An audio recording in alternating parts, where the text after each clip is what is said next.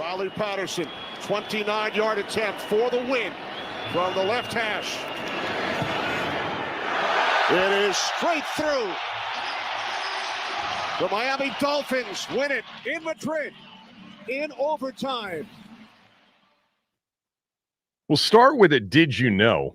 Did you know that Riley Patterson's walk-off field goal in overtime yesterday, Max, was one of 5 games in the NFL on Sunday that ended with a game-winning score on the final play of the game, tied for the most in NFL history. The NFL season this far is crazy, upside down, Stranger Things kind of a season. Our team not participating in this crazy, nuts, fun NFL season. That is for sure. Good morning. This from Jan. I think it's Jan. Kevin, it could be Ian, or it could be Jan. Got a latte for Jan or Ian. Kevin, are you ready to punt completely on this season and tank for the best possible draft position? Seems like we are where we usually are this time of year, thinking about things like that. Yeah, I'm not there yet. We can talk about this maybe tomorrow or Wednesday, not today. 6 games left. I'd like Jaden to play more in year 2. I'd like to see Terry come back and play if he's healthy enough to do it. I want more out of this season, which is now, officially for the most part, a lost season. I do, anyway. This from Rex. Please, no injury talk today. Done with that lazy take. This team needs a new QB and new head coach. I love how embarrassing that take is, right? No injury talk, lazy take. And then he wants to get rid of the quarterback that's only played 5.5 of the 11 games and a new head coach. Yeah, embarrassing, Rex. Seriously, is this your first NFL season? All right. Yesterday's game, worth watching at least, wasn't over at the end of the first quarter like the last 2 have been.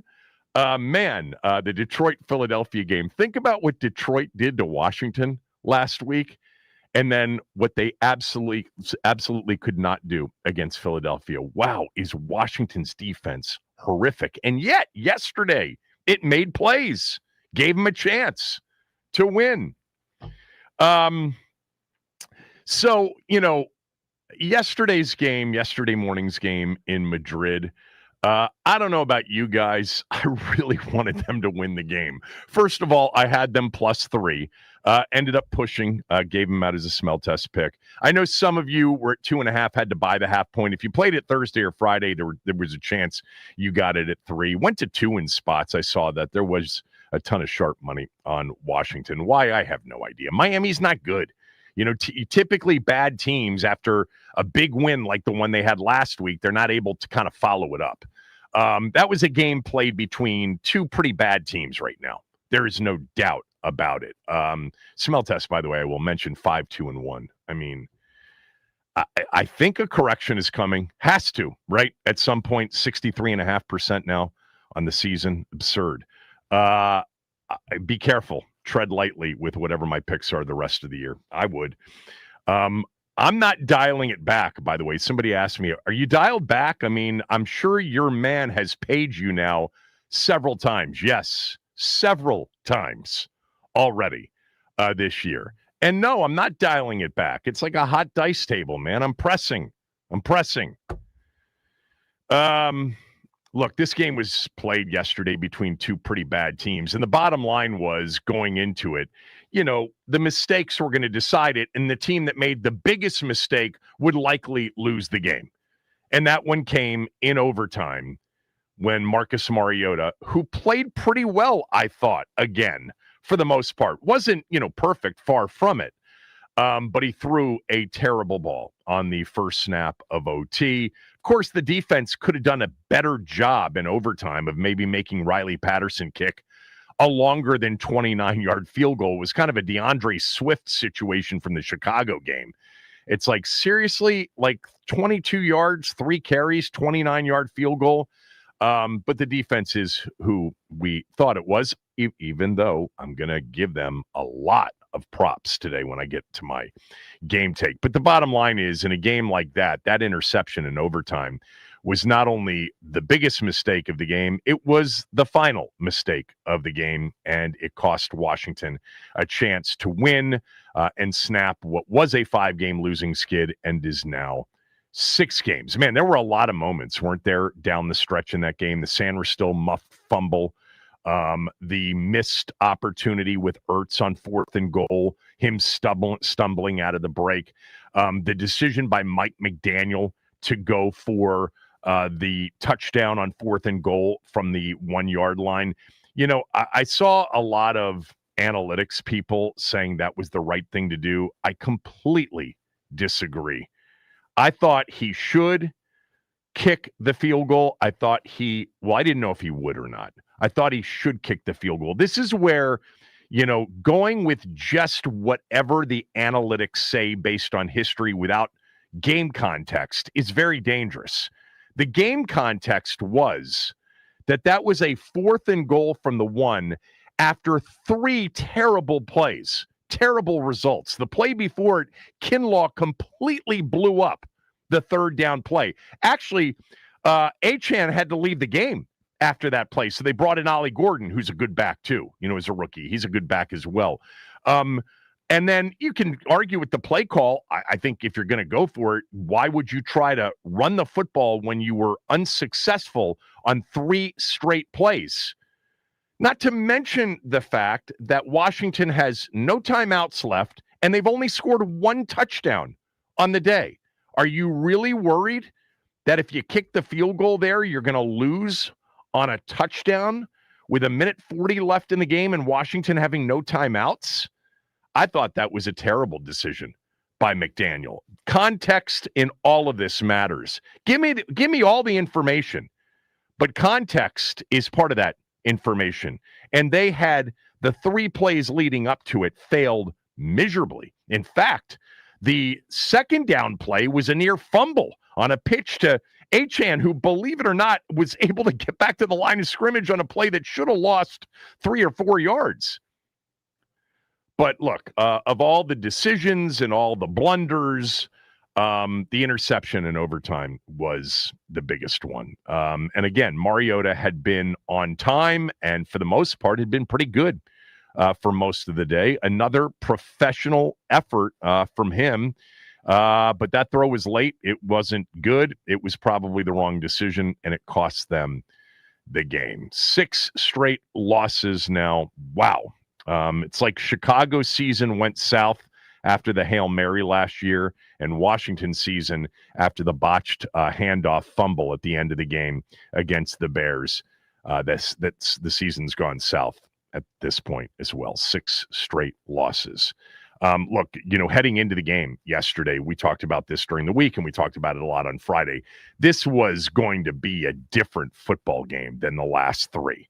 You know, you go Kansas City, Seattle, and Detroit in order with the team that they're fielding. Your chances aren't very good. The Dolphins just aren't anywhere near in the class of those teams. So it was going to be, you know, a better shot to hang in there, a better shot to win the game. And they had it. You know, you had a game that actually was competitive for the first time in 2 weeks, and they had a chance to get it. I'll go through my game take here coming up, but, you know, big takeaways. The defense really did provide some plays for the first time in nearly 2 months. I mean, it's been a month and a half, you know, since the defense stepped up and made any sort of, you know, meaningful set of plays to contribute to a potential winning effort. They did that yesterday. I mean, there were huge sacks. There were 4th and goal stops. I thought the offense, for the most part, was in rhythm. Cliff, I thought, called a decent game. They were in, you know, a ton of heavy personnel. They ran it, you know, pretty well. That helped the passing game. Miami's defense, nowhere near, obviously, Seattle's or Detroit's or Kansas City's. Mariota made some good throws, especially some of the seam balls he throws. You know, I thought that the play before the missed Matt Gay field goal at the end of regulation was something that Kenny Albert and Jonathan Vilma, who I like Kenny Albert a lot. Vilma, you can have him. whatever. Hard to. It's not the A team. What are Kenny Albert and Jonathan Vilma? The C team? Are they the third team on Fox? Something like that. Something like that. Yeah. But how they didn't point out, and I know that they're gearing up for the 56-yard field goal attempt, but they totally whiffed. I thought maybe I missed it on the fact that the deep ball to Chris Moore was a great throw. He dropped it in the bucket. Chris Moore tried to catch it with one hand. I think he could have caught it or attempted to catch it with two hands. That was maybe Mariota's best throw of the day. And that would have given them plenty of time. They snapped it with 22 seconds left.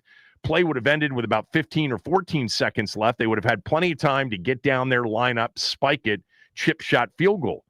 They didn't even mention, I didn't think, on that replay how good of a throw that was. Mariota had some plays, man. He did. He's played very well. This is the perfect backup situation for him. Perfect starting situation for him if you've got to start him for some games. The 43-yard 3rd and 8 scramble was great. But ultimately, look, too many mistakes when they have little to no margin for mistakes. There's just no margin for error with this team. They're just not very good, and the players they're putting out there just were not intended to be on NFL rosters this year, many of them. Lots that happened in the game. I've got a full game take, what I liked, what I didn't like. I'm going to tell you right now, for those that were looking for, last week's performance where they really just seemed to be completely outclassed, outmatched, out-hustled, out-coached. I didn't think they bailed on the game yesterday. I thought they were ready for it. I thought they gave effort. I thought they played with a ton of urgency. I thought they competed. But none of that really is, at this point, going to save this lost season. It's been lost for a while because of, yes, the players they have lost. Washington led the league coming into this weekend with the most lost starter games of any team in the NFL. They'll likely increase that number when they next take the field.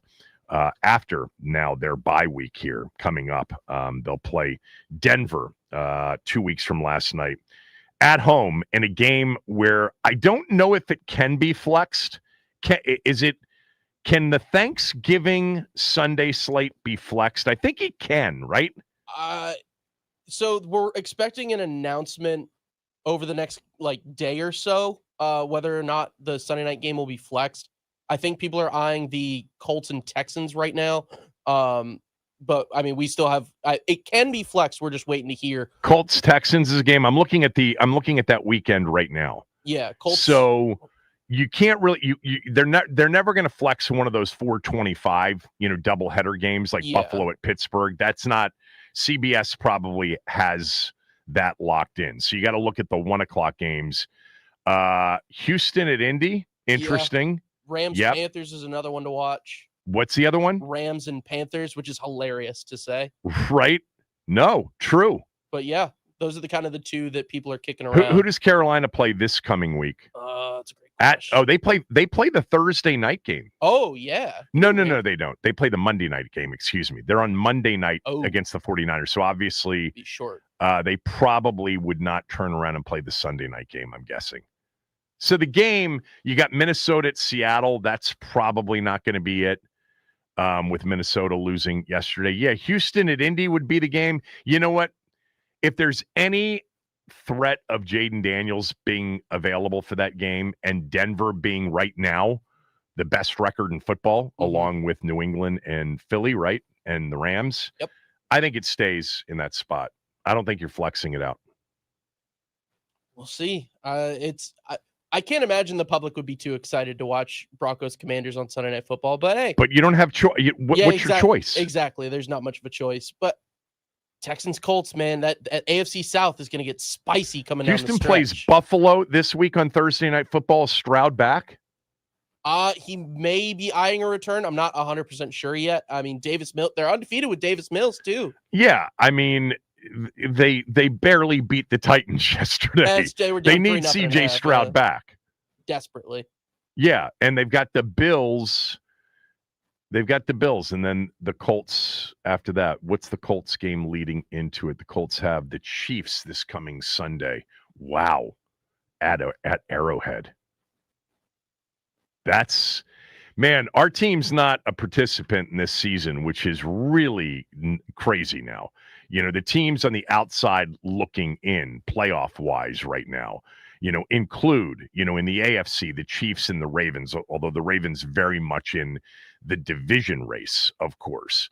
And then in the NFC, you know, right now the Lions are the 8th seed, but the Panthers are pushing them, and the Panthers are pushing the Bucs. They're only a half game behind the Bucs in the NFC South. The Bears lead the NFC North. The Patriots lead the AFC East. The Colts lead the AFC South. Denver leads the AFC West. Insanity this NFL season. You just never know. Every year is a new year. But typically what you can rely on are the teams with the best quarterbacks. The Chiefs are 5-5. The Bills are chasing down the Patriots. Bills are still a very good team, obviously. Yeah, and look, Matt Stafford and company doing a pretty good job. What a game that was. I watched a lot of that game yesterday. Let me just tell you something. The defenses this year in the NFL, we'll talk about this when we get to around the NFL a little bit later on in the show. This really has been a year about defensive football. You know, the teams that right now are the best in the NFL have the best defenses. You're talking about Denver, Philadelphia, Seattle, and the Rams. The Packers have a great defense. Detroit's defense was banged up last night, but it's still a pretty solid defense this year. You know, Indy's defense has played well. The Chargers have a good defense. The Steelers' defense has all of a sudden turned it around. The Patriots are the number one rush defense in the NFL.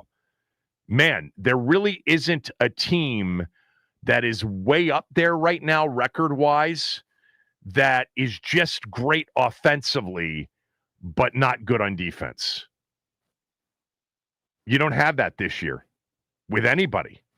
I guess, I don't know, are the Bears are the one where you look at and you say they haven't beaten anybody. I mean, they've literally not beaten anybody. And now it's Steelers, Eagles, Packers, 49ers, Lions, with the Browns mixed in there somewhere. They don't have a win over a team with a better than 500 record at this point. And they've all been last second wins. Yesterday wasn't as much about Caleb Williams. It was about the kickoff return that gave him that lead. All right. I'll get to my game take when we come back. Kevin Sheehan Show, the Team 980 and the team980.com.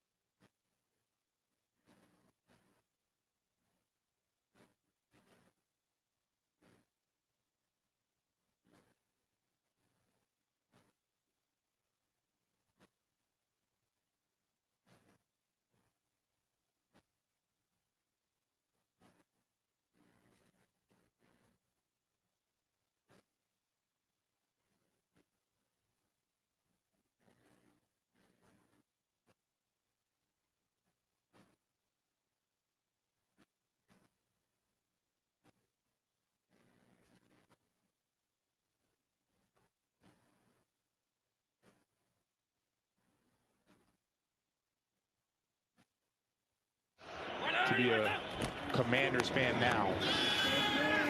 Mariota pumps throws, and it's picked off. Intercepted by Jack Jones. On the first play from scrimmage in overtime. We can quibble about the play call. Yeah, I liked the way they ran the football, but, they also threw it at times pretty well yesterday. That was the last mistake and the biggest one in a game that was decided by blunders for the most part, although both teams had some good plays as well. I want to mention that if you have HVAC issues, you should call Foley Mechanical. They are the absolute best. We had issues about 6 months ago. We called Foley Mechanical. Dan Foley, who owns the company, came out, dealt with us directly. Super impressive guy, super impressive company. He owns 100% of it. It's not a franchise, not some big private equity firm. He controls the quality from the equipment to the people he hires. His team's professional, skilled, and sharp. Foley Mechanical is full service, heating, AC, hot water, boilers. They're the go-to in town for older homes with radiator heat. That is a real specialty of Foley Mechanical. They work across the DMV, and they proudly install Amana HVAC equipment. If your system needs help like ours did, or you just want it done right across the board, my recommendation is to call Foley Mechanical. You can also go to FoleyMechanical.com. Tell Dan that I sent you. All right, let's get to the game take. Kevin's Take. The good, the bad, the ugly from yesterday's Washington football team game. Good, the bad, Here's and then Kevin. just other things that don't really fit into either category. And there was a lot of that. Man, a lot of you seem to think they butchered somehow the last drive in regulation. I don't think they did at all. But we'll get to that, and we'll go through it play by play a little bit later on in the game take. All right, what did I like from this game? What was good from this game? Well, I think we would all agree, given that it has turned into one of the worst defensive units we've ever seen in this town, and there have been a lot of them. Last week's performance was truly, JV or freshman team-esque. Now, that's basically what they had out on the field with, some of the players that had to play. But they stepped up against, as we know, a lesser team for sure, but still a capable offensive team. They've got this speed. Achane, Waddle, these guys can really run, as we saw. But there were plays. There were big plays that were impactful in the game for the first time in a month and a half at least. Defensively. Let's go through them. Jacob Martin's sack forced a field goal on a 3rd and 2 on Miami's second drive of the game. Jacob Martin's been a bit of a revelation. He has really played well, and he is high motor, high effort for sure. Steve Suter's pointed out all season long, it would have been really, formidable if it was an Armstrong-Wise Jacob Martin D-end rotation all season long with Kinlaw, inside. I think he's right. It would not have, struck fear into opponents, but it would have been, certainly 10x what we've had so far. Jonathan Jones's corner blitz sack on a 3rd and 5 on Miami's third and final drive of the first half. It forced a punt. They punted.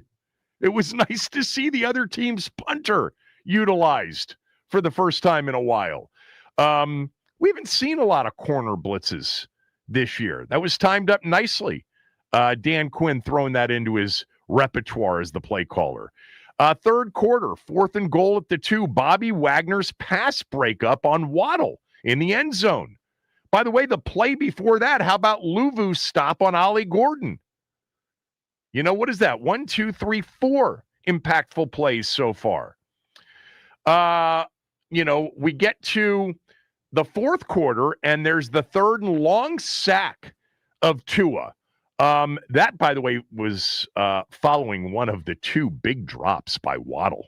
He had a couple of massive drops that would have been big plays for Miami. So that was another sack, and that preceded the punt that Sanders still botched and muffed. And then, of course, the 4th and goal with 1:44 left stop on Ollie Gordon. Goldman and Luvu outstanding on that play. But don't forget the 3rd and goal stop by Kinlaw on Achane. I mean, he basically twisted him and knocked him out of the game for a bit.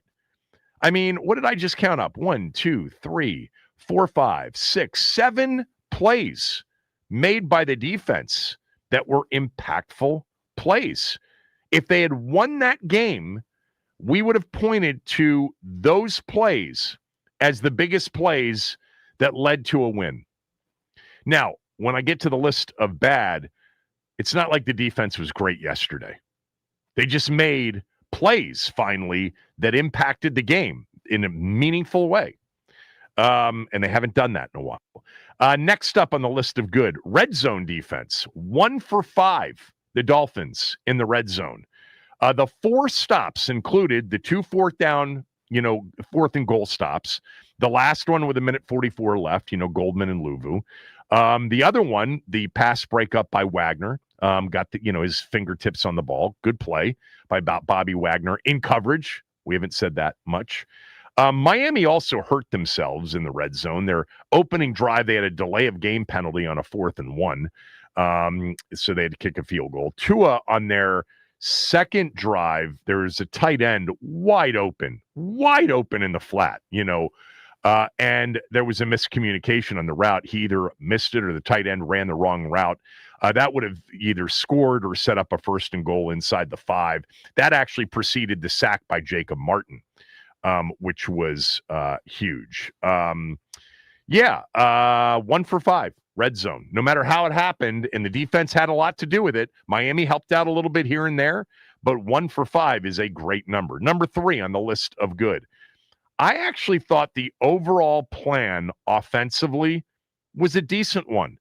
It's not that you have to move the ball and score, which of course you have to with this defense, but you've got to keep the ball for a little while. You got to keep the clock moving. And to do that, usually you've got to run the football a little bit. And they did. 33 for 172 overall. Now, 43 of those was the Mariota 3rd and 8 scramble, but still, you're talking about, 139 yards of rushing on 32 carries. The ability to run the football made things easy yesterday for the first time in a while. And I thought Chris Rodriguez was really good. 15 carries, 79 yards, 5.3 yards per carry. A lot of the time with that heavy personnel, the extra offensive lineman, Brandon Coleman, Yankoff out there. Sinnott was out yesterday, another guy that, ended up not playing. But Steve Suter called it last week on my film breakdown. He said, look, if you're going to go heavy personnel, if you're going to go 13 personnel, 3 tight ends, make the 3rd tight end be Trent Scott or any other lineman like Coleman. And they did that. I don't know what the snap count was for Coleman. I'm going to say he got 20 snaps in the game, something like that. I didn't have that up in front of me. How many snaps did Brandon Coleman have? Okay, 14 snaps, 21% of the snaps. Every time he was in there, he was the 3rd offensive lineman in the game. Yankoff was in there for 18 snaps. Bates, 38. Ertz played 50 of the 67. So they did a good job, with the heavier personnel and running the football. The ability to run it yesterday was big. I thought it got Cliff a little bit into his bag, as the kids say at times. He was able to get more plays.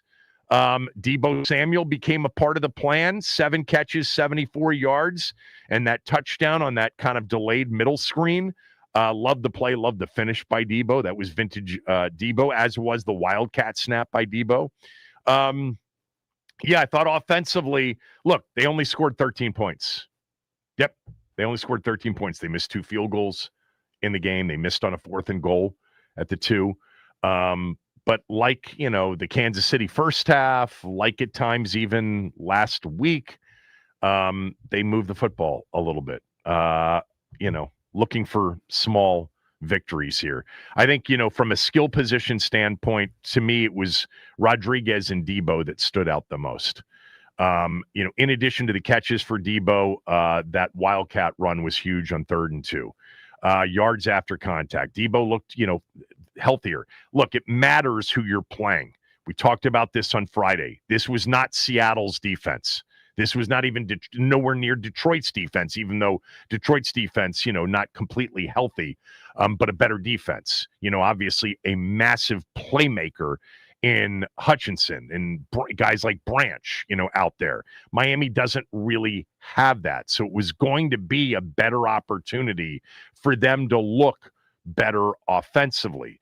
I really liked Rodriguez. I thought that 17-yard run on the second drive of the game, I think it was a 2nd and 11, that cut in the backfield. Has there been a time legitimately when Chris Rodriguez has gotten an opportunity, even in the preseason, where all of us as fans that basically watch every play of every game have said anything other than he's pretty good? He is pretty good. Averaged 5.3 yards per carry. Personally, I didn't want to see Krosky Merritt get as many carries as he got. He got 9 carries, 3.1 yards per carry.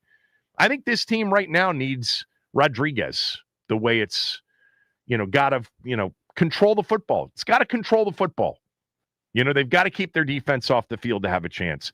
3rd down conversions is next on my list of things that I liked. Not in the first half. They were 1 for 5 in the first half. But overall, they finished 6 of 13, so they went 5 for their last 8. When you're 6 for 13 on 3rd down, you're staying on the field more. They had just 1 punt in the game. They won time of possession by nearly 3 minutes. They ran 10 more offensive plays than Miami did. So I liked that part of the game. And, something you can pretty much put on the list every week is their punt coverage and their kickoff coverage. I've not gone back and looked at it. I thought about, I forgot to do it if you listen to my post-game podcast. But the opening kickoff was, I thought, into the end zone, but apparently it landed in the landing zone, and Detroit. Miami started their first drive of the game from their own 20. There was a touchback or two. The punt coverage, Medrano had the big hit, the rookie. They're just excellent on coverage units. They're just very good. And their return unit, a kickoff anyway, has been good. Of course, the special teams let them down with the kicker and with the muffed punt. All right, the list of things that I did not like when we come back. Kevin Sheehan Show, the Team 980 and the team980.com.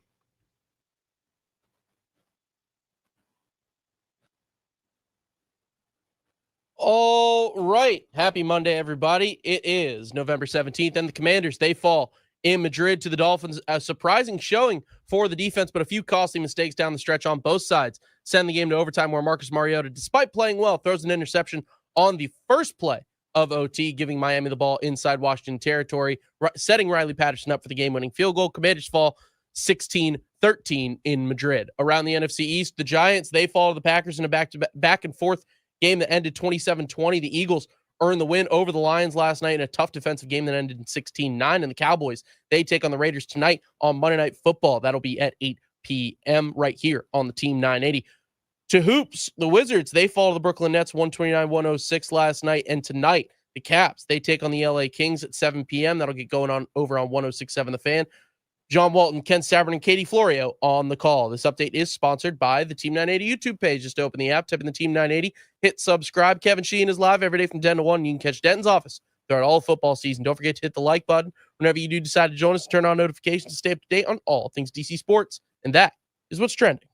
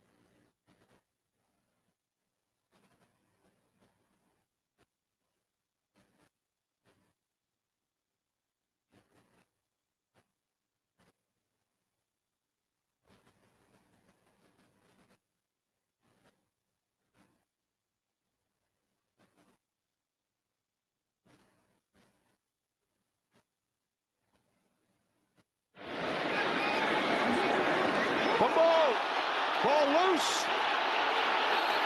Well, the Dolphins say they have it. Sandwich still was back deep.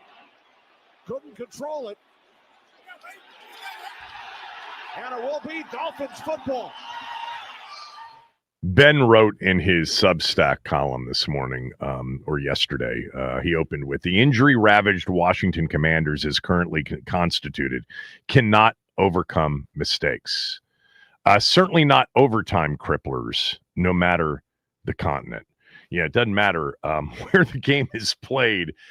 They're just not, as currently constructed, capable of, doing what they did last year, as an example, when they had 5 turnovers in a game against the best defensive team in football and still won the game 36-33. That ain't happening this year, not with this group. And that was a crippling turnover. Ultimately, it did not cost them points because they got the 4th and goal stop at the end. But what it cost them was great field position with about 4 minutes to go in the game, a tie game, and they were unable to take advantage of a defensive stop that they had gotten and a punt that was forced. Of course, the reason for that, once again, another injury, this one to Jalen Lane. That's why he was not back there on punt returns. All right, let's continue with my game take. What I liked, that list was essentially the defensive plays made in the game, and there were about 7 of them that really were impactful. The red zone defense, really good yesterday, 1 for 5. Miami helped out here and there. I thought overall the game plan offensively, pretty solid, great balance. They ran the football. Debo stood out. Rodriguez stood out. Their 3rd down conversions, 6 for 13 in the game, allowed them to win time of possession, run 10 more offensive plays than Miami did. And their, punt coverage and kickoff coverage is outstanding. All right, what I did not like, you start with the turnovers, the 2 of them. They just can't, even against a team that isn't good, the first team they haven't played in a while that isn't good, you can't lose the turnover battle. They potentially could have lost the turnover battle -1 and won the game, but -2, forget about it. And the last one in overtime was pretty much ball game. It didn't have to be so easy for it to be ball game. The defense could have kept Devon Achane from rumbling 22 yards on 3 plays to set up chip shot field goal range, but that hasn't happened a lot this year, so shouldn't have expected it there. And again, the Sandra still muffed punt. Look, they put him in there as the backup punt returner, so they must have thought he could do it. It was the first ever punt return attempt for him in the NFL, and he botched it badly, and it was really hurtful. Miami was able to, drive the ball down the field. The 4th down decision by McDaniel, I thought was a bad one. Get to that, coming up. They missed out on taking over in great field position, their own 44-yard line with 4 minutes to go in a tie game. Number 2 on the list after the 2 turnovers, the -2 in the turnover margin category, Matt Gay, the kicker. 2 missed kicks, 51 yards out and then 56 yards out. The 51-yarder was just barely wide right. And the sack that preceded it, we'll get to that when we talk about Mariota and his game, was hurtful to that opportunity for 3. Look, this league in 2025, a 51-yarder is 2015's 41-yarder. A 56-yarder is 2015's 46-yarder. The league is making these kicks on the regular, and our guy can't kick it, from 50 and out. I mean, he's made a couple here and there, but that was his weakness coming in. Kicker's really been an issue for this team. They have not figured that one out for sure. Matt Gay on the list of bad. Red zone offense on the list of bad. 0 for 3. On the opening drive, there was the false start on the 4th and 2 that they were going for on Rodriguez in the backfield. They had to kick a field goal on that one. The second miss was before the field goal that made it 6-6 late in the first half. There was an interesting decision made by Mike McDaniel on that drive. Instead of taking a 4th and 5, they had 2 penalties on one play. I think it was an illegal shift and also an offensive pass interference. Instead of a 4th and 5, he decided to give him another shot on 3rd and 18. They got much of that penalty yardage back before a field goal that tied it at 6. But the penalties and that opportunity to get a touchdown. Look, I think they would have kicked the field goal on 4th and 5 anyway. Who knows? And then the last one was the incompletion to Ertz. I mean, how many times have we seen in the low red zone that almost same exact route that Ertz has run very well, and he stumbles coming out of it, and instead of a touchdown, it's an incompletion and a turnover on downs. So 0 for 3 in the red zone is on my list of things that were not good from the game. So we talked about the positives with the defense, and there were 7 impactful plays made in the game defensively. And that's a big change from where we've been over the last month and a half to 2 months. But the defense also was a lot of what it's been, giving up chunk plays, giving up lots of yards on the ground, people wide the blank open a lot. I thought that it was a mismatch. The first 3 plays of the game, right? 11-yard run by Achane. A 14-yard pass to Waddle. I mean, both just so easy. And then Achane, a 23-yard run. We were talking about on Friday, outside zone against the edge setters. Preston Smith, news break, he's not an edge setter at this point in his career. I mean, they gained 48 yards as easily as Detroit gained all of theirs last week in 3 plays. Achane had 50 yards at the end of the first quarter on 5 carries. He was averaging 10 yards a carry. And then, inexplicably, now part of it was that this was a very low possession game. I think ultimately Detroit had 9 with the 1 in overtime. Washington had 8. Both teams only had 3 in the first half of the game. So that, limits the number of plays that Miami had. But Achane went basically the second and third without getting opportunities, and then got a bunch of them in the fourth and in overtime. The Dolphins, it's not like they rolled up the 500, plus yards, 546 that Detroit had. It was just 311, but it was just on 54 plays. The offense, again, 1 time of possession.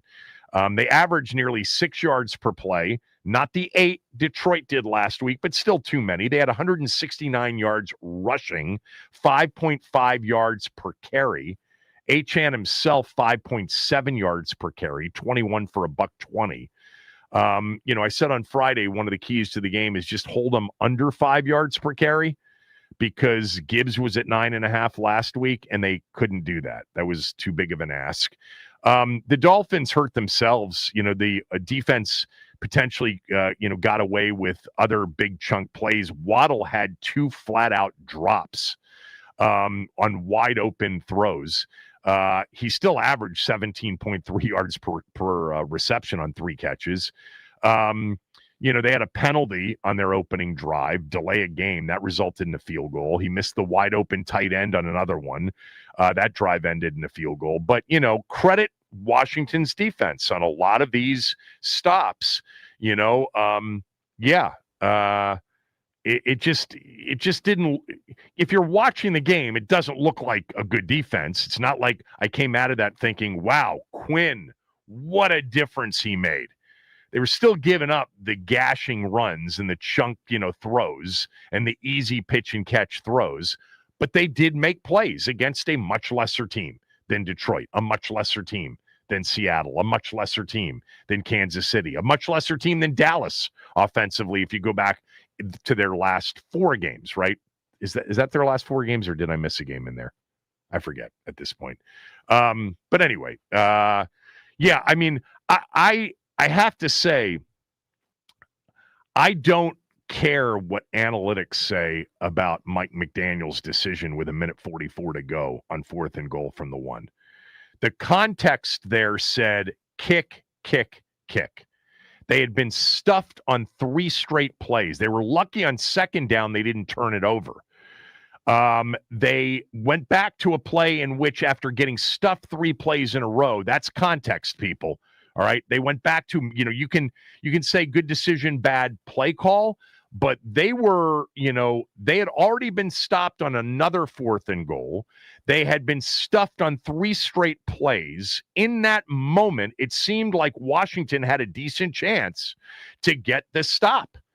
And the field goal would have given them a lead. Washington had no timeouts left and had only scored one touchdown on the day. Was he really that afraid he was going to lose on a walk-off touchdown? Yeah, you miss and you leave them with, terrible field position, and maybe you're thinking it's overtime, but Washington got down there. I thought that he should kick the field goal. Next up on the list of things that I didn't like in the game. This kind of all comes together in one big bucket, if you will. Penalties, late substitutions that led to unnecessary timeouts. All of that was a problem. Opening drive, there's a late substitution. It forces a timeout on a 1st and 10. Later in that drive, false start on Rodriguez. So instead of going for a 4th and 2, maybe they don't get it, but they don't have a chance to even try, and they kick a field goal.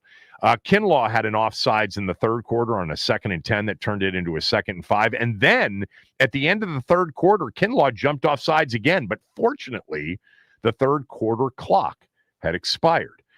They had 2 penalties on one play. They had 2 false starts on one drive deep in their own territory. The 4th and goal at the 2 before the Ertz stumble and incompletion, they had to call timeout for a late substitution. You just can't waste timeouts like that. You can't have, pre-snap penalties like they've had. They just don't have that margin for error. Some of it, of course, you could attribute to the personnel that's out there. There's no doubt that they would tell you, look, dude, we got guys out there that, we haven't spent a lot of time with, and there's a lot of formation stuff, and we're not, yeah. But you know what? The late substitution thing is a problem that goes back to last year. They had that. Yeah. All right. So when we come back, that gives you the list of bad. Did I miss anything? I don't think so. Mariota didn't make either one of these 2 lists because of really the pick in overtime. I'm going to go through his day. I'm going to go through Washington's last final drive. One of the interesting things just about this game in general, and it's the kind of game Washington can win, and you really got to think about these games if you want them to win. Some of you now want them to lose out and get a really good draft choice, is it's got to be a low possession game. The defense can't be out there for 11, 12 possessions a game. In overtime, they were out there for 9 total, 8 in regulation, 3 in the first half. And that's because offensively, they were able to hold on to the football. They were able to possess it. They didn't close enough in the red zone, and they missed 2 field goals, and they missed a 4th and goal. But these are the kinds of games. And look, they've got opponents left, like the Giants and the Vikings and Dallas at home. Denver is going to be, oh my God, their defense. Woo! They have played some defenses this year. We talked about that last week, that, basically currently the DVOA rankings of defenses, right? Seattle 1, Denver 4, Detroit 6. Philly climbing rapidly. They could be in the top 3 by the time we face them twice. Green Bay's in the top 10. Kansas City was in the top 10 before the last 2 weeks, or was in the top 12 or 13. They've played some of the league's best defenses, and they'll get one again a week from Sunday night against the Broncos. The Broncos, by the way, also with their bye week. All right, when we come back, I'll give you kind of Mariota's day, the last drive in regulation, a couple of other observations from the game, and then it's your turn at 301-230-0980. So if you want to start lining it up on the phone lines, you can do so. Again, 301-230-0980. Kevin Sheehan Show. We're on the Team 980 and the team980.com. And don't forget, with the Odyssey app, you can listen to us wherever you are, whenever you want. And we stream the show. You can watch us on our Team 980 YouTube channel. Hit the subscribe button and hit the like button when you get there.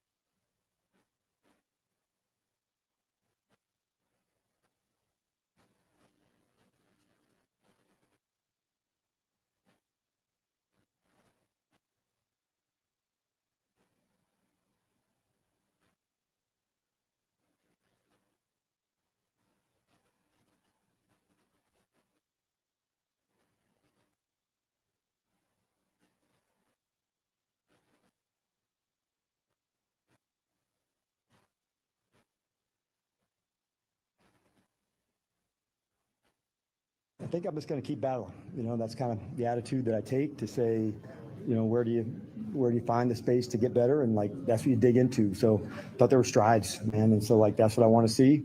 I don't like one step forward, two step backs, but I'm just going to continue to try to put guys in the right spot to go do their thing.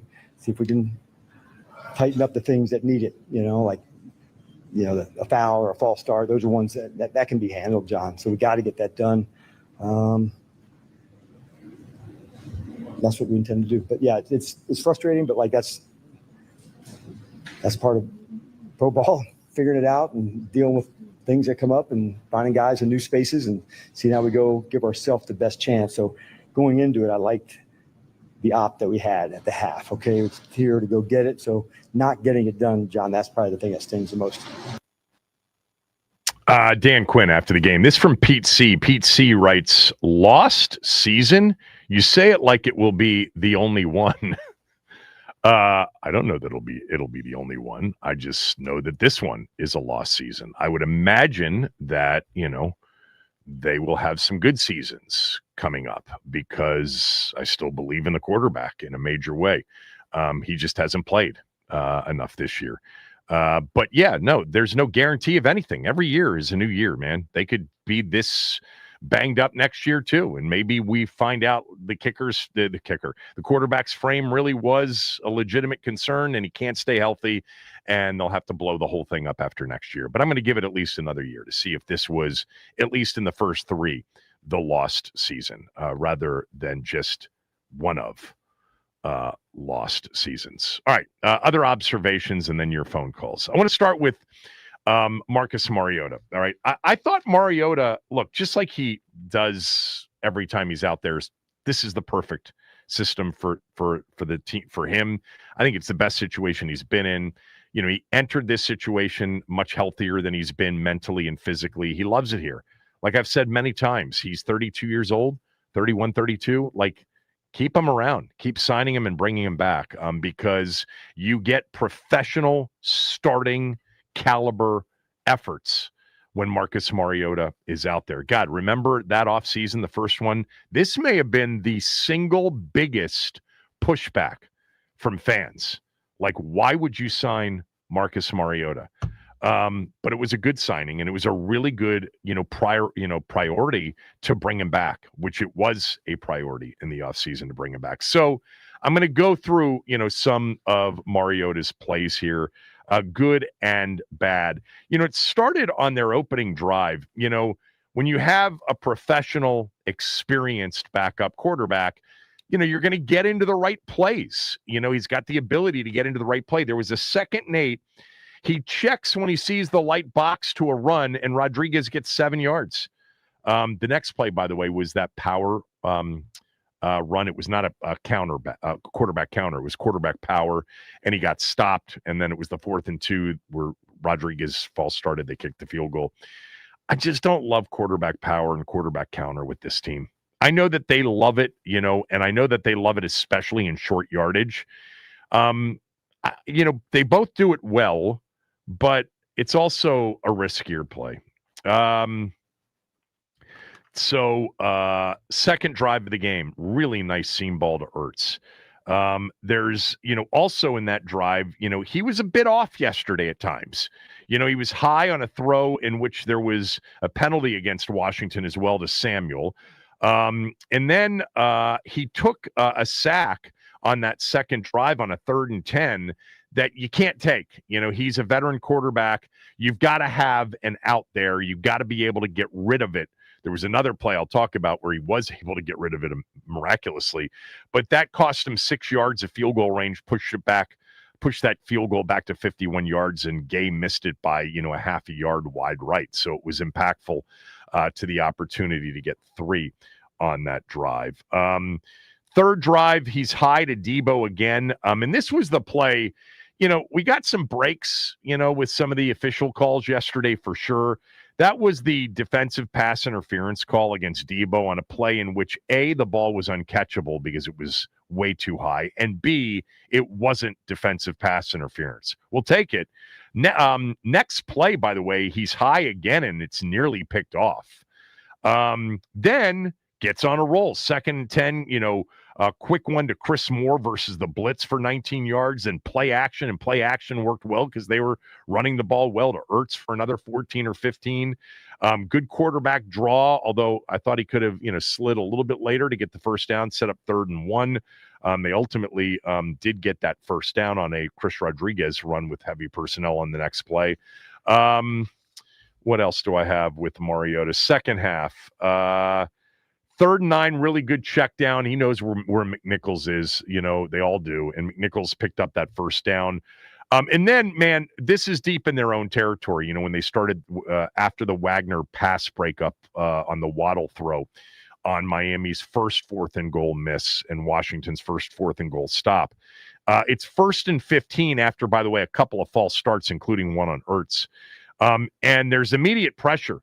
And Mariota's about to get sacked for a safety, but he escapes that. Then he's about to what appears to be intentionally ground the football from the end zone. But he got outside the tackle box and somehow chucked it back out of bounds to the line of scrimmage. That was a miraculous play. I don't know how he did it. It was not a throw. It was an underhand chuck as he was going down. And it got back to the line of scrimmage and out of bounds, and he was just barely outside of the tackle box. No safety. Great job. Saved 2 points, in that particular spot. Go to 4th quarter and the 3rd and 8, scramble. I mean, we got 2 quarterbacks, man, where if you're playing man coverage on 3rd, and it doesn't matter what the number is, and there's a lane that opens up, see ya. Because it's going to move the sticks.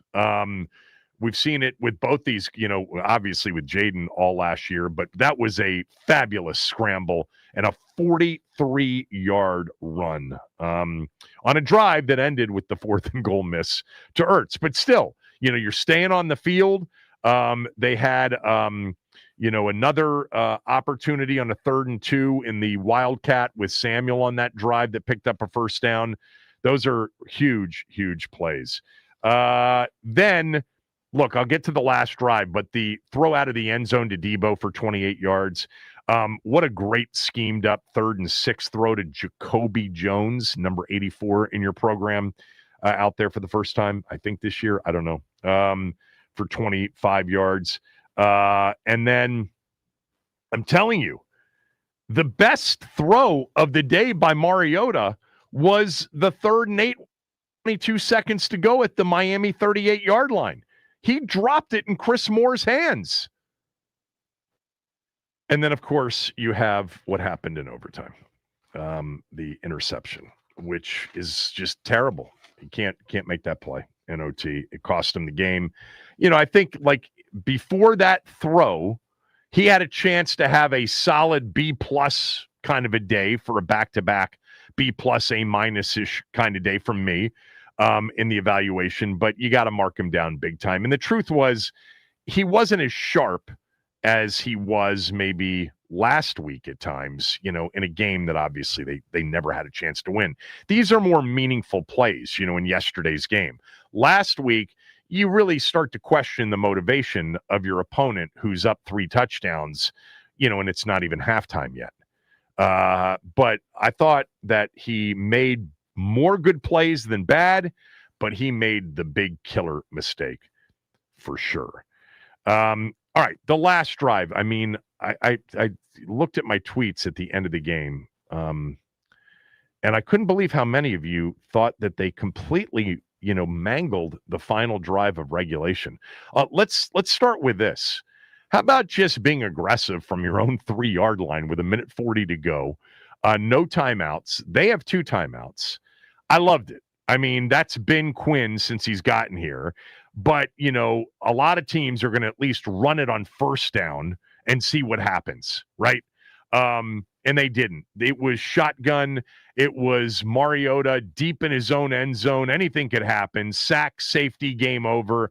Holding penalty in the end zone, game over. But he finds Samuel against zone coverage for 28 yards out to the 31-yard line.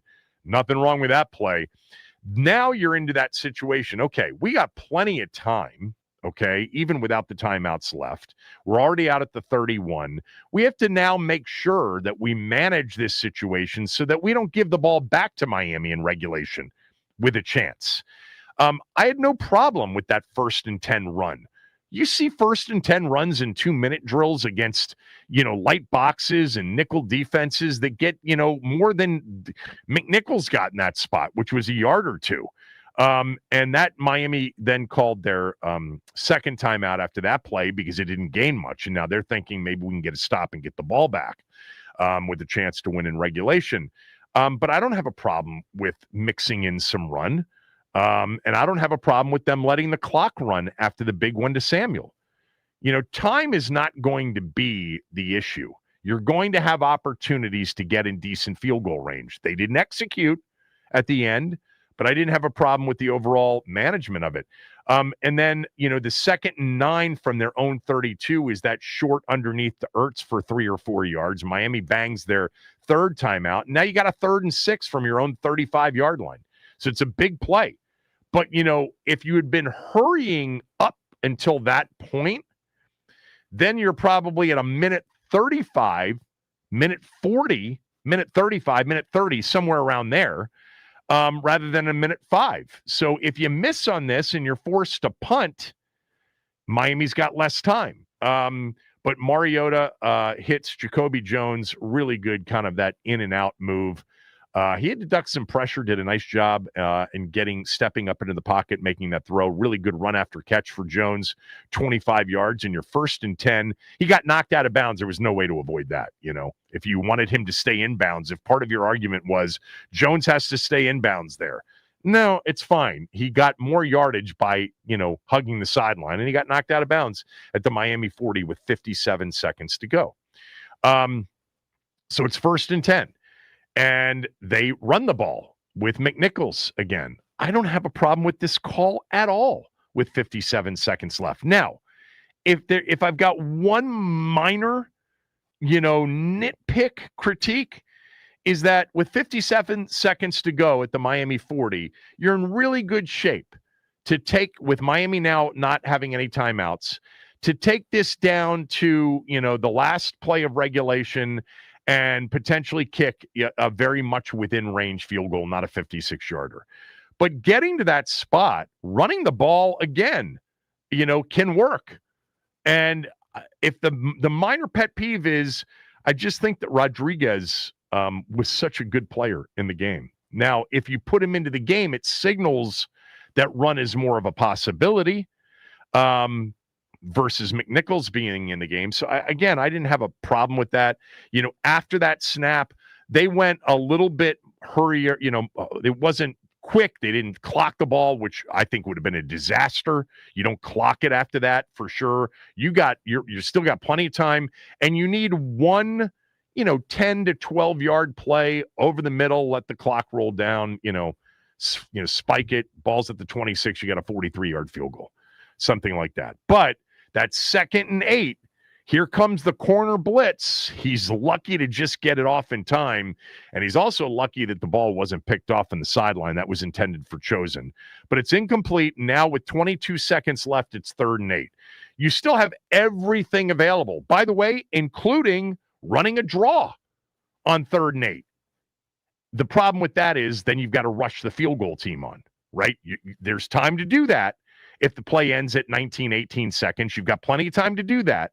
But you don't want that to be the case. So you're going to try to throw for a play that results in a 1st down, right? Hopefully keeps the clock running. But even if it's a 1st down and it doesn't, you have the chance to control the clock because you snap it, you can run it, you can clock it the next play. They take a deep shot to Moore. I don't think that was the intention of the play. But the bottom line about that play is Mariota dropped it in the bucket. Maybe the best throw he made all day. And he had some good throws. And Moore couldn't come up with it. Terry, I think that's the kind of ball that Terry McLaurin catches. That's what he's known for in that particular spot. And if the ball's caught, there's plenty of time to get down there, get aligned, clock it, and kick, a 24-yard field goal or whatever it would have been after the catch. But instead, it's incomplete, and now you're forced to kick a 56-yarder. So I didn't have a problem with anything really on the final drive. The issue was they didn't get that last play that they needed from the 1st and 10 at the Miami 40, whether it was, a surprise run for 7 or 8 yards or a second or a third down completion for 8, 9, 10 yards for better field goal range. Yeah. So there you go. And Matt Gay missed it and wasn't even close on it at all. What else do I have from my other list? Chase Edmonds had a nice kickoff return. Washington now, that was their 6th game of the year out of the 11 with no takeaways. Man, the takeaway problem, getting Dan Quinn from Miami, from Dallas with Joe Witt Jr. Why did I say Miami? Because they played Miami. That was one of the things they emphasized, the day that they took over, because they were so good at it in Dallas. Yeah, helps to have Micah Parsons. That would help. They are -8 in turnover margin for the season, 3rd worst in the league. There's 6 total takeaways on the season, 2nd worst in the NFL. With, by the way, 1 more game than the Jets, who are dead last. But the Jets have, believe it or not, just 1 takeaway on the entire season. Wow, that's not good. But -8 turnover margin, 6 games with no takeaways, 6 total takeaways. You can look at that every year, and turnover margin will tell you a lot.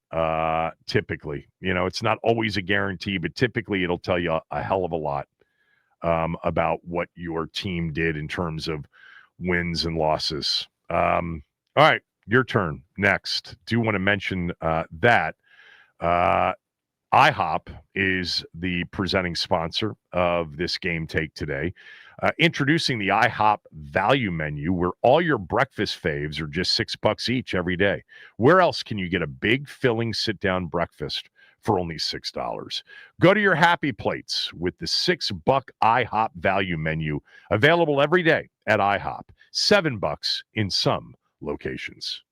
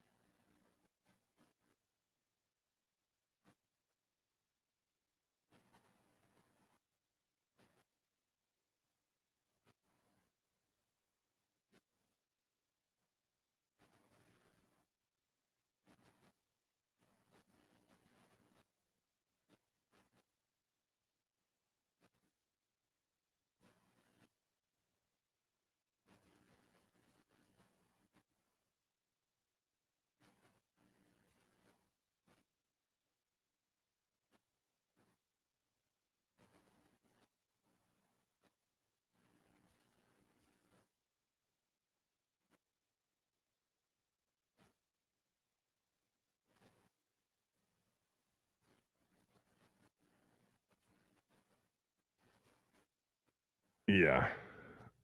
This season really got away from us. I mean, it's only November 17th. It sucks.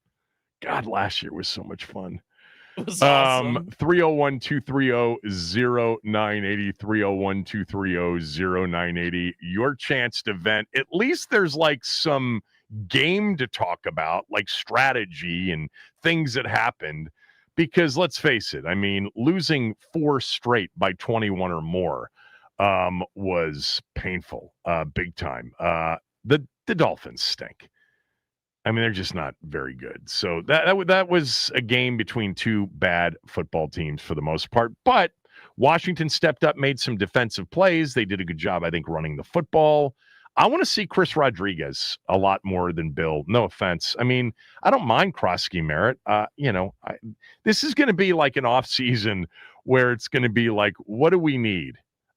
Everything. Offensive line looks solid. Quarterback, we're good.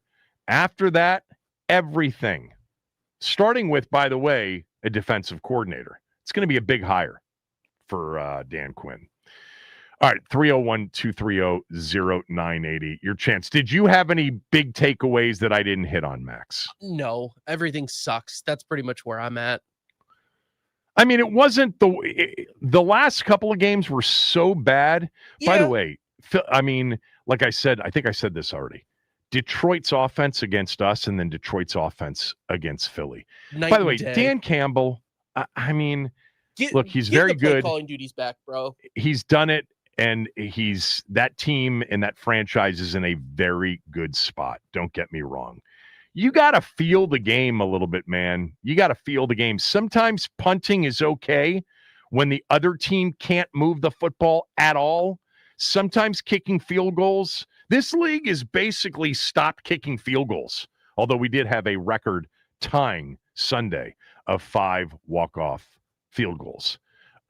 Including in our game in Madrid. That game last night, I mean, Philly's defense is obviously rounding into form. And the addition of Phillips was a great get by Howie Roseman at the deadline. But, man, Detroit, what they did last week, which was you could close your eyes and point to a play and it was going to result in 10 or more yards.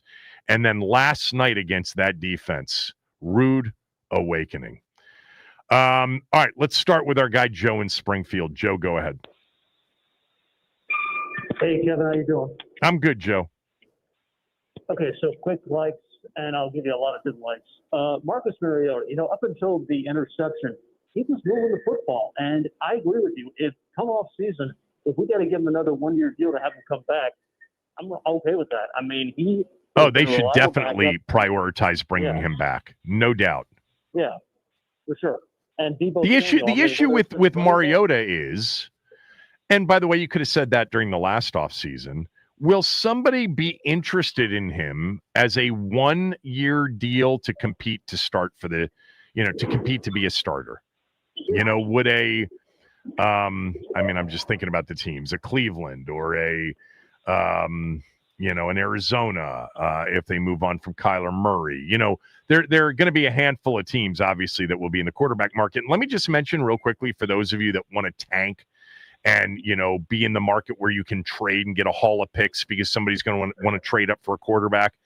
This quarterback class right now isn't that exciting. What else, Joe? So I will say that Deebo Samuel, whether it's been running or catching the football, it's been a long season, but Deebo's been a spark for sure on offense. Yeah. Joe, you want to get back on the phone so we can hear you a little bit better? On a conference call? I'm right here. I'm here. Yeah, you're there, but you got us on miles conference. Away. Yeah, I'm on elevator call. Hold on. Yeah, we can't. We're gonna move on. We love you, Joe. Though we love you. Okay. Let's get to who's next on the list here. I didn't pull up the list. Ian's next on the list. Ooh, he's in early. All right, what do you got?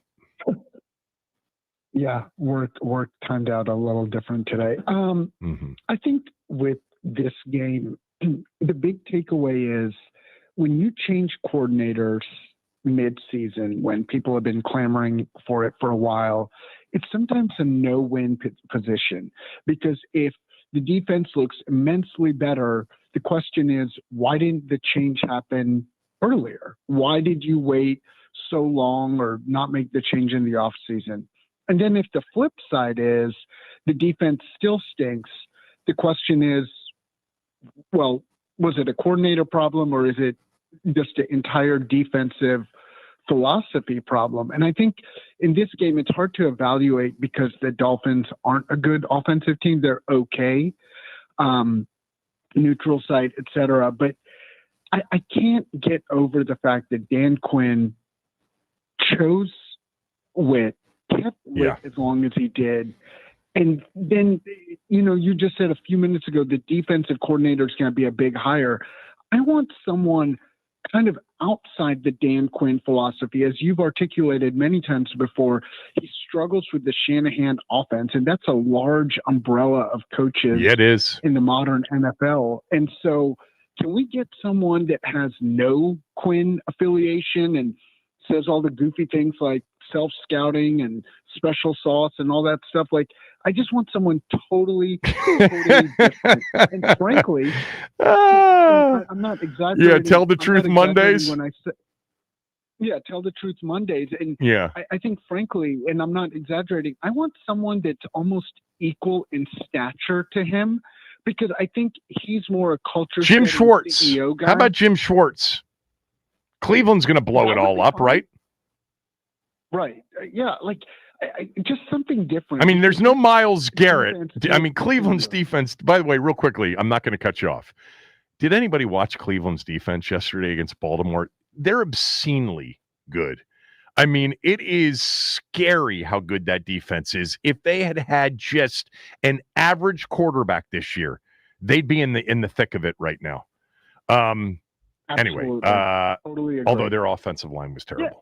Well, what else you got? Yeah, no, look, on the defensive coordinator front, yes, of course he can do that. He can do that. Most don't. Most end up hiring people they are familiar with, but not everybody does that. And whether it's, picking somebody off of Mike McDonald's staff or Sean's staff or, whatever it is, or it's, a resume guy like a Schwartz who gets, who gets fired as part of the Stefanski, I'm assuming that's going to happen. Yeah. It's a big hire, though. You agree with that? It's a big hire. Yeah, no. And I think you and I are on the page. And then my last point on the offensive side, I think when you say we need everything, that should not O-line. I think the O-line, I think they're, they're in decent shape there. Fine. But receivers, running backs, a lot of times you want to hold someone over and say, okay, they could grow. And I still remember the segment that when people were comparing Krosky Merritt to Hall of Fame running backs, and the guy, I said, that was myself. And I want new running backs. Our fan base tends to do that occasionally. They're very reactionary about the last thing they saw. Yeah. So yeah. Totally new. Most fan bases for everyone except JD5 and the O-line. Totally new. Every receiver, every you can't move on from Terry. You've got to go through that 1-year extension, and I think you want to go through that 1-year extension. In 2026, and you just hope he's healthy, and you hope he can get a little bit happier too. That would be nice. But Kevin, you do agree that they are going to try to move on from him this offseason in some way.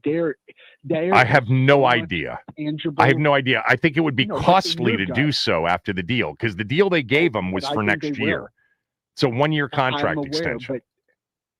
But I'm aware, so I doubt it. I think there is.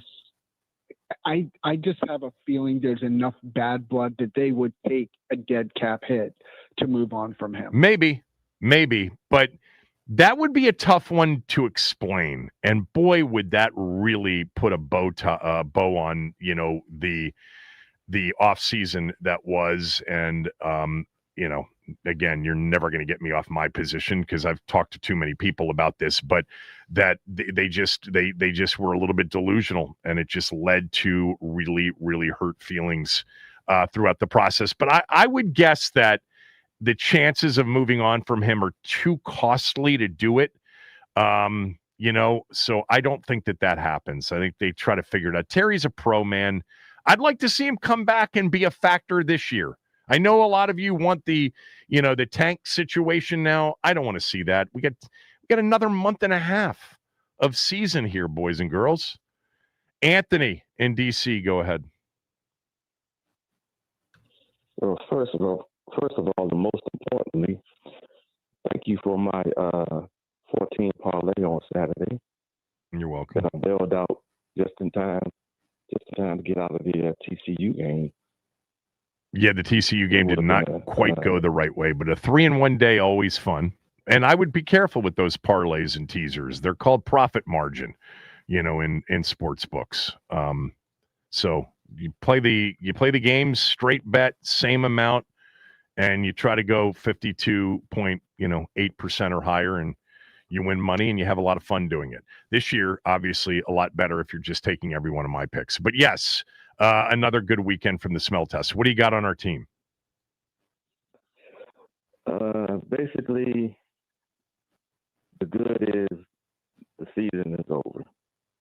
There's no playoff possibility. I don't care if they mathematically have that 1% or whatever the hell it is. The season is over. Let's evaluate. Your phone's not great, so wrap it up quickly. Okay, on the bad part, just the whole season altogether yesterday was a culmination of the whole season. Again, they play good defense against nobody, but when it's time to show and prove, they can't step up. That's basically it. Thanks, as always, Anthony. Let's go to Lap in DC. Lap, go ahead. Hey, what's up, Kevin? It sucks, man, that the season is just spiraling like this, man. It seemed like ever since that Philly game last year, man, we just been up and down, man. The injuries is a big part, of course. The Philly game, the NFC Championship game, you mean? Yeah, the NFC. Yeah, I just think if you look at Dan Quinn in that game and just how defeated he looked like that all season. And this is why I was iffy on, hiring. We had a magical year last year, no doubt. You know what I'm saying? But I'm willing to give them another year, man. But they got to do something different next year, man. They got to make some adjustments. They got to make some changes. They got to get the people that we need in here. You know what I'm saying? And Jaden Daniels got to protect himself, and they got to protect him from himself. So they got to do something, man. And I'm really disappointed because even with a lost season, man, I was keen on looking at Luke McCaffrey stepping up. I was looking at Lane. I wouldn't mind bringing Debo back. You know what I'm saying? But I wanted to see, and I'm mad about Trey Burks. I've been telling everybody about Trey Burks. I really wanted to see him, and this man is hurt. It's just like, this is just crazy, man. It's like we can't win for losing. So I just wanted to see some of the young guys develop, even with a lost season, just to see what we can look forward to next year. But we got a lot of work, Kevin, a lot of work. So the defense looked good, and the defense didn't look good. It just made some plays that helped them. Better. Yeah, they look better. They look better than before. But what I'm saying is, why wait this late to make this change? Look, the opponent was completely different than the last several. You don't seem like a legitimate. Yeah. Well, you don't seem like a legitimate head coach, man. And this is the stuff he did in the Falcons, and this is the stuff he did when he was with Dallas. It's like, we don't need that here, bro. You getting another opportunity. It's hard to be a head coach in this league. So you got to know what you got to do, you know what I'm saying, and assemble the team that you want, you know what I'm saying, and make some changes and adjustments so we could be a quality football team. We're used to these losing seasons, man, but it just was a tease, Kevin. It's like, we can't go back to this, like Nunel said. We cannot go back to this, man. Like, this is horrible, man. Something's got to give. It's got to be our break. If you look at all the teams, Kevin, that's been balling out, you know what I'm saying, consistently the last 5 years, those teams were sorry, years ago. Like, they had their stretch. Like, it's got to be our time, bro. It's got to be our time. So that's my take, man. It's got to be. Well, I mean, time will tell. Every year's a new year. This season is a lost season. Last year was an incredible season, a memorable season, a close to really, really great season. And next year, we'll see what happens. But again, they had, yes, they had some roster issues. We knew about them. There was a big question about the defense coming into the season, despite a lot of the talk over the summer about how the secondary looked like the second coming of the Raiders of the 70s. But that was a big mystery. And of course, we knew that, injuries could completely derail this team, more than almost any other team, because they were missing frontline starters and had no depth. And it'll take some time on that. Thanks, Lap. Let's go to Sean in Woodbridge. Sean, thanks for holding. Go ahead. Kevin, what's going on, man? What's up, Sean? All right. This is the thing. I just really would like callers to stop calling into these places and having issues with this team, you know what I'm saying, over 4 or 5 games, what the case may be. Injuries happen. It's the game of football. You don't like injuries, don't watch the game. It's not the injuries, it's how you get over the injuries, how you relate to the injuries as a team. Now, we haven't done that really properly, in my general opinion. However, yesterday was a coaching loss. The players had nothing to do with that loss. I'm sorry. I'll take the interception. I'll take that. No problem. How was it a coaching loss? Okay, number one, really, to be honest with you, you had nobody to take your punts. You had what? I'm sorry. Say number one was what? You had no one to field your punts. Oh, field your punt. You didn't have a backup punt returner. You put an inexperienced dude back there in an unfamiliar stadium. Your best bet would have been, hey, look, man, just get back there, see the ball, track it, get out the way. Yeah. Plain and simple. Secondly, how many times were you in the red zone? That's 3 times, yeah. That's coaching. No way you're supposed to be on the 2-yard line. Good teams get in the end zone. It was just bad play calling, in my general opinion. Bad play calling? Okay. What was give me the specific bad play call in the red zone? Okay. When you have a situation where you had at the 2-yard line, if I'm not mistaken, Kevin, it was second down. Which drive? Are you talking about the one where Ertz fell down and we didn't get the touchdown? Yes, sir. Okay. So my thing is I'm sorry. What you have to do in that case, mano a mano, put your jumbo in, and you go up. Okay. And what did they run there? I forget. Well, the one thing was they tried to run Rodriguez, but remember, if I'm not mistaken, did he run up the wrong hole or he ran past the right? Something. It was something that on the 3rd and goal from the one. Yeah. I'd have to go back and look at it. So you didn't like the play call there. What would have been the better play call? Well, I just, you know what, and I can't answer that question, Kevin, but I will. Did you like the 4th and goal play call? No. You didn't? Nah. Do you know how wide open it would have been had Ertz not stumbled? Yeah. Do you know how many times they've completed that? I think somebody put it out that they've scored 4 touchdowns since they've arrived here on that exact same play in the exact same situation. 2 of them previously on 4th down. I mean, I don't know. It's hard for me to call yesterday's loss a coaching loss. The punt return situation is interesting because, the punt returners on the depth chart anyway. The backup was Sandra still going into the game yesterday for Jalen Lane, but the backup before Sandra still was Luke McCaffrey all season long on punt returns. Exactly. And obviously they don't have him. I wonder if they could have used Chase Edmonds, who they had back, on. And I know Noah I's been a kickoff return guy, but look, they went with Sandra still, who didn't have any experience in the NFL returning punts. They must have thought he was capable of at least catching it, and he didn't. So they made the wrong call there. Thanks, Sean, for the call. Appreciate it. If you're on hold, stay there. 301-230-0980. Reaction to the 16-13 overtime loss yesterday. All of our talk about NFL, including our own team, is presented, as always, by Paramount Plus. Now streaming on Paramount Plus, it's The Return of Landman from Taylor Sheridan, co-creator of Yellowstone. Academy Award winner Billy Bob Thornton is back, featuring Academy Award nominees Demi Moore, Andy Garcia, and Sam Elliott. Landman, new season now streaming only on Paramount Plus.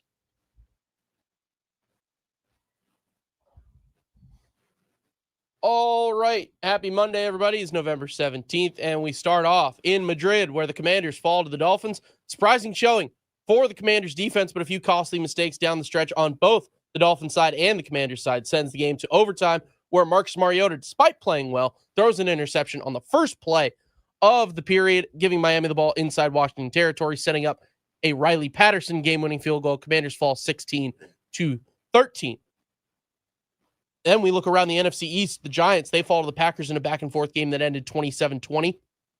Eagles earn the win over the Lions last night in a tough defensive game that ended 16-9. The Cowboys take on the Raiders tonight. That'll be on Monday Night Football. Pre-game coverage gets going at 7 p.m. right here on the Team 980. To basketball, the Wizards, they fall to the Brooklyn Nets 129-106. And tonight, the Caps, they take on the LA Kings at 7 p.m. That'll be over on 106.7 The Fan. Pre-game coverage underway at 6:45. John Walton, Ken Sabbert, and Katie Florio on the call. This update is sponsored by the Team 980 YouTube page. Just open the app, type of the Team 980, hit subscribe. Kevin Sheehan is live every day from 10 to 1. You can catch Denton's office throughout all of football season. Don't forget to hit the like button whenever you do decide to join us, to turn on notifications and stay up to date on all things DC sports. And that is what's trending.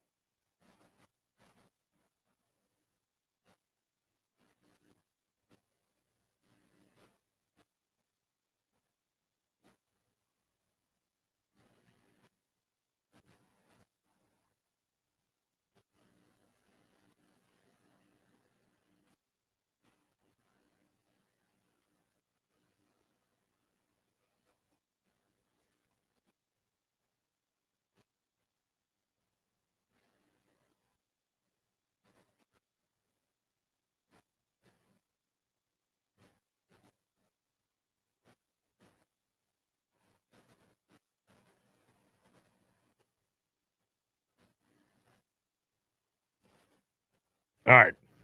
Take a few more calls. Ben will join us. We'll go around the league next hour with what was a pretty exciting NFL Sunday. John in Oklahoma has been on hold. John, go ahead. Hey, Kevin. Thanks for taking my call, first of all, you guys. I've been a fan, like 53 years, and I just don't want to think that people like Joe Witt out there, be a bad defensive head coach off this last game, judging off the talent level of the Miami Dolphins and the teams that he had to coach against, this year. So we'll see how good Dan does with it. Yeah. I mean, not exactly, right. The last four: Dallas, Kansas City, Seattle, and Detroit for sure. Yeah. Yeah. Versus Miami. Okay. And another thing I'd like to hit on real quick, Kevin, and then I'll get off here and see what y'all think. Is these games coming up, I would just put the rookies in and see who can play. I don't care. We're pretty sure about the outcome. I mean, we got blowed out. A lot of the rookies are gone. Yeah, I mean, I'd like to play some of the rookies too, but Jalen Lane, Trey Amos, they're gone. Yeah. Well, so who's ever left that we've drafted? Yeah, whoever's left. Kevin next year. I mean, can't even see. I don't know how long Sennett's out for. But keep playing Jordan McGee. He's the one that, the more you watch, you see the athleticism for sure, right? You see the athleticism. He's probably the heir apparent. He's certainly one of their better and more athletic defensive players that they've put on the field. Right. And Kevin, that rookie right guard we drafted our first pick, him there all we can. And one other thing, I said one other thing a while ago, but one other thing, next year's draft, defensive linemen, defensive ends, and don't stop till you pile them in there. And I've always been the kind of guy that the game point at the line of scrimmage, and I'll never stop believing that. I don't know why they try to reinvent the wheel, but the big guys create the plays that the specialty players get open and run and all that, Kevin. So thanks for taking my call this morning. Yeah, sure, John. And look, they invested in their offensive line of scrimmage this year, with the big trade for Tunsil, using a first rounder on Connor Lee Jr. That's like, we talked about this last week, but that's one of those things that looks glass half full. Paulie, go ahead. Big guy, how you doing, man? What's up? Why are we having issues with some of the phone lines? I really have I think it's dependent on the line. You hear that ticking? I hear the popping. Yeah. Paulie, give me a call back. Let's hit the other. Let's hit the other. Paulie, call back. Let's go to Billy. It looks like it's out line. Billy, go ahead. Yeah, I mean, Billy's always got some valuable contributions, so I hope this is a clear line, Kevin. No, you're good, Billy. If you don't say so yourself, right? Go ahead. What we're seeing right now is the exact reason why Josh should have fired Ron Rivera, because Quinn had the ability to get this defense to play well, and he had delegated that ability to somebody who didn't have the ability to get the defense to play well. I don't know where the lack of urgency for this coaching staff came from, but there needs to be a little bit more urgency. And I just feel like if Josh would have fired Ron, which he should have, because the team was pathetic. Who would have coached the team underperforming in 2023? Rivera. Wait, you just said you wanted him to fire Rivera. I'm sorry. Maybe I misunderstood. Yes. You wanted Rivera. Josh to fire Rivera like right when he got there Rivera. on August 2nd or whatever, with training camp already begun? After the Chicago game. After the Chicago game, which was one of the most pathetic professional performances in the history of the NFL. It was awful. And when you don't fire somebody, when a team underperforms that bad, it creates a level of comfort that should not exist in the NFL. You only get 17 games. Right. And this performance for the first half of the year by this team, offensively, in my opinion, but defensively for certain, without any question, has been pathetic. And for now the head coach to take over the defense, and they're running around with their hair on fire, and they're making tackles, and they all look like their assignments are understood this deep into the season, it just lacks the sense of urgency that's required in the league. Yeah. And I think I'm not going to dispute the possibility. Hold on. I'm not going to dispute the possibility that Quinn taking over the defense earlier in the year or in the offseason, moving on from Joe Witt and hiring somebody else, wouldn't have produced different results. It's hard to base that thought and that belief on yesterday. They were playing the Miami Dolphins. They still got just gashed left and right all over. But to your point, they played with great urgency, great competitiveness. They made, I listed them, 7 impactful plays in the game. But did you walk away thinking the defense is going to be like lights out the rest of the way? Because I didn't. No, I didn't. No, I didn't, Kevin. Okay. But my bar as a fan is very low. My bar is give me a top 15 defense that aren't running into each other like they did for the first 7 games. You got defensive backs running into each other. Give me a top 15 defense. Give me a top 15 running game. And somehow, by some miracle, we have landed a quarterback that can get us literally to NFC championship games and Super Bowls because of his talent level. If you do those 2 things, Adam Peters, top 15 defense, top 15 running game with this quarterback, we will be in the playoffs every year. Well, they've been a top 15 running game, as you know, statistically. But a lot of it's been the quarterback. Statistically, with the quarterback, take the quarter. Okay, let me say it differently then. You're right. Let me say it differently. Top 15 running game without the quarterback being 80% of the productivity of the running game. It wasn't 80%, but it was certainly 50% of it last year, 53% of it. Yeah, I get it. I get it. Throw. That's the lead. I get it. I think. Kevin, I'm sorry. I think. Let me just say this, and it's just the right take, the honest take. Any defensive coordinator you would have hired in the offseason, had he lost as many players, would have had results that would have made us question him. So there wasn't anybody overcoming this situation this year, with the one exception that you pointed out, which is certainly in the last couple of weeks, especially last week, it got way sideways. Like what Detroit did last week, it looked like they were playing literally in varsity against the 9th grade freshman team. Paulie, finish it up for us. Big guy, hell to the W, man. Yep. Look, I would say this about the defense. You're right. It wasn't. They're going to give up stuff just now because just the talent level is not out there. Right. But you can see they look more uniformed. It looked like a professional scheme out there. Where I said this all season long, Joe Witt it looked like he was just playing a preseason defense. It looked very vanilla, and which was crazy because from the beginning the secondary was in shambles and looked confused, and I didn't see that confusion out there yesterday. So, but it's gonna be bad just because the personnel is bad right now. But in saying that, moving forward, they have to embrace a youth movement. Like, draft these guys, play these guys. And I don't mean right now. I know people are hurt. Whatever. I'm just saying, moving into the offseason, draft the guys, play the guys. That's what the Eagles do. They draft guys, they play the guys, and then they're not scared to open up their checkbook. We can't be scared to open up our checkbook this offseason. Like, who replaced Dante Fowler's 12 sacks? Nobody. They didn't want to open up the checkbook for him, but Josh Sweat was out there.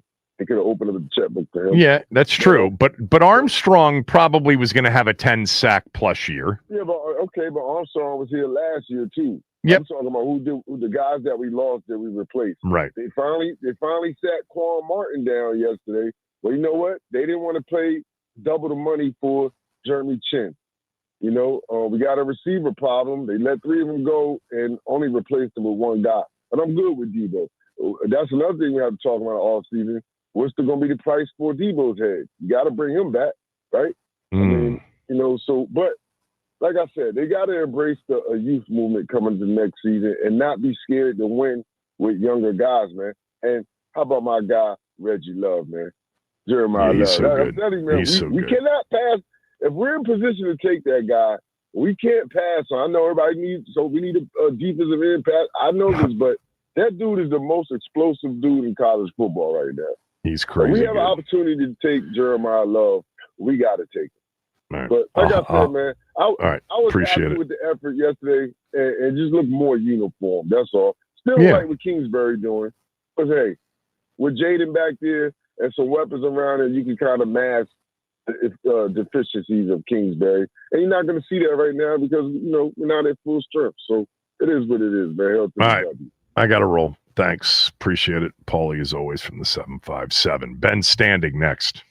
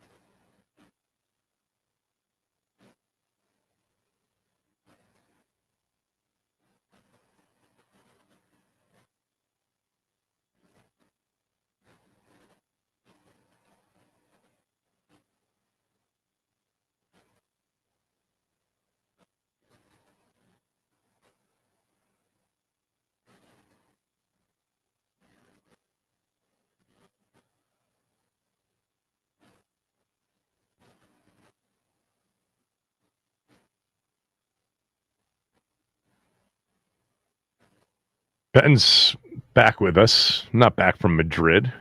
He never went to Madrid, but nobody knew that you weren't in Madrid. Who cares? I heard it was a lot of fun. One of my sons went with a bunch of his friends. He said it was an absolute blast, but pain in the ass to get into the stadium, apparently. Very slow going to get into the stadium for fans. So where do we start? I guess we start with the game, even though the result doesn't matter much. This season is now pretty much over if it wasn't already. What'd you think of yesterday's, effort in a 16-13 loss to Miami? Yeah, I mean, look, obviously, you know, the first number you just mentioned was 16, not 44 or something outrageous like that. So, right. So at a minimum level, you say, hey, look, the defense did a better job. And look, I know that Miami is certainly not a contender the way they've been facing the last few weeks, but, they were able to sort of hold off those massive chunk plays. There were just a lot of 10 and 15 plays by Devin. Yeah, lots of them. Yeah, he still had like 100. Some 30s and 20s too. I mean, but who's counting? Yeah. He's counting. And Jalen Waddle, didn't quite go off the way I thought maybe he would, considering his abilities. And he dropped two balls right in his hands, wide open. Yeah. No doubt about it. And prior to that, interception and overtime, Mariota did what he does. Effective, a lot of quick passes. I think it was like one of their high. I think it was like maybe their highest percentage of the year of throws. Of quick game under 2.5 seconds. That was Seemed clearly, clearly something they wanted to do. And that's all fine. But everything I just said sort of is in that moral victory type deal, and I don't put moral victories in the pro level as a real thing. And, I remember that first half against Kansas City, and the notion was, hey, look, they played better, more of that, et cetera. And my view at that time was the only way for this team to have success is the other team has to stumble. Like the Chiefs did in that first half. Washington really didn't stop them, too much on defense. Anyway, Chiefs went on, we know what happened in the rest of the second half. We know what happened in the next two games. And I'm saying that to note that even though it looked more competent for sure, they were also playing a terrible team. And I think the games against Kansas City, Seattle, and Detroit showed that, okay, this team isn't even close to being with the contenders. This game against Miami showed they are actually a bad team, because both of these teams really were trying to give it away. There was a lot of weird things happening. It was, not a classic game that we all sort of make fun of. It's less funny when it's your team that you pay attention to. Yeah, it's not as entertaining when it's your team on the short end of the 9:30 a.m. against a bad football team. The truth is, though, it was just, for me anyway, I'm not speaking for all of you or you, Ben. It was just nice to actually watch a game that was competitive start to finish, rather than having it basically over at the end of the first quarter or early in the second, like we've seen the last couple of weeks, because it gives us a chance, if we want to, and I've already done it, but to talk about some of, the decisions, the 4th and goal situation with Washington, the 4th and goal situation with Mike McDaniel, which I thought was dumb. I don't care what the analytics say. The context was they had been blown up on 3 straight plays heading into that 4th down. And Washington had 1 total touchdown on the day. Anyway, what did you think? On the sideline. What'd you say? He had been hurt on the play before the Kinlaw blew up. Right. Plus, I mean, look, I get it. Again, neither one of these teams is that great, but I'm going to roll the dice that, I can stop Washington's offense with the limited options they have from, getting into field goal range. Plus, as we know, they don't have I'm blanking the Dallas kicker's name. They don't have, no Brandon Aubrey, right? Brandon Aubrey, sorry. Yeah, they don't have a guy that's making it from 60.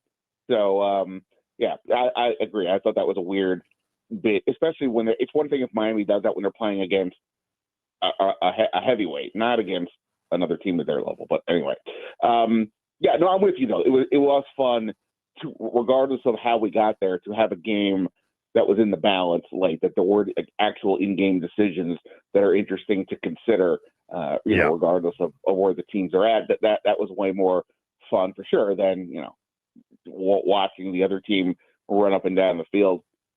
It's funny. I was the Sunday night game. The Eagles beat the Lions, and I was watching that with 5 minutes to go, and the Lions had 6 points. And it was the Eagles defense. Wow, they're just crazy. They made the Lions look incompetent.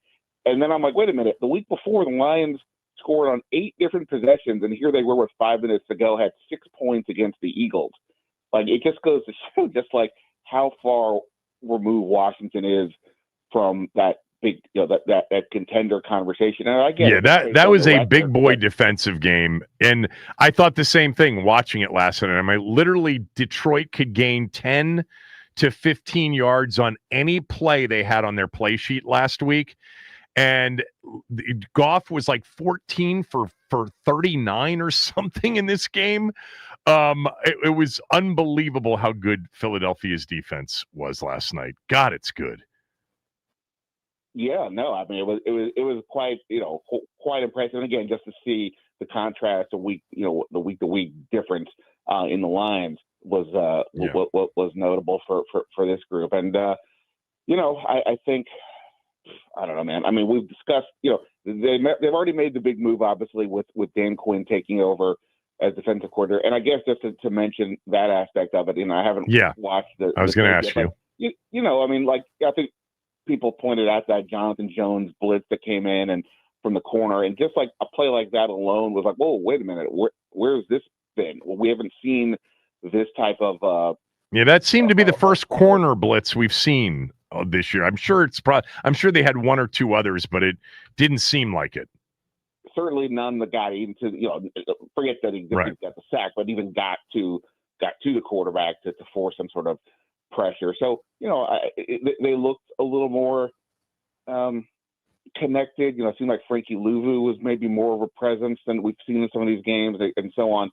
So there were some good things on that front in terms of just a different voice maybe calling things. But again, they're just so limited with personnel that there's only so much they can do. That they'll get their Ron Payne back after the bye, but I don't think that's going to change too much at this point. Yeah. I think I may have asked you this at some point last week, but do you have any clue as to whether or not the next time they play on Sunday Night Football, if it still remains on Sunday night, if it doesn't get flexed out against Denver, if there's a chance that Jaden Daniels will be back? Yeah, there's been, for what it's worth, there's been some reports this morning on social media from people about that the game won't be flexed. I didn't really quite understand why they. I was guessing that it wouldn't be. Yeah, early in the show. I mean, Denver is arguably the best team in the AFC. So right in that discussion. I don't. Dan Quinn told us a couple weeks ago that we'll get an update following the bye. So even if he's going to come back, Jaden Daniels, I can't imagine it's this game. I just based on, without knowing too many of the specifics of the injuries, and we don't know much, but based beyond what Dan Quinn's already said, my sense was a month would be sort of, the minimum time he'd probably have to miss based on a dislocated elbow without, ligament damage. So I think the last 4 games, the ones against the division foes, those are the ones that I've been sort of paying attention to. So I can't imagine he's back for Denver. After that, we'll just have to wait and see where what Dan Quinn tells us. I guess, I know you've discussed it a lot. The question is, do you play him no matter what? And I've sort of landed on, as long as there's enough runway to make the games meaningful. Because he needs the reps as a young guy and all that, but, one game does not do anything for me.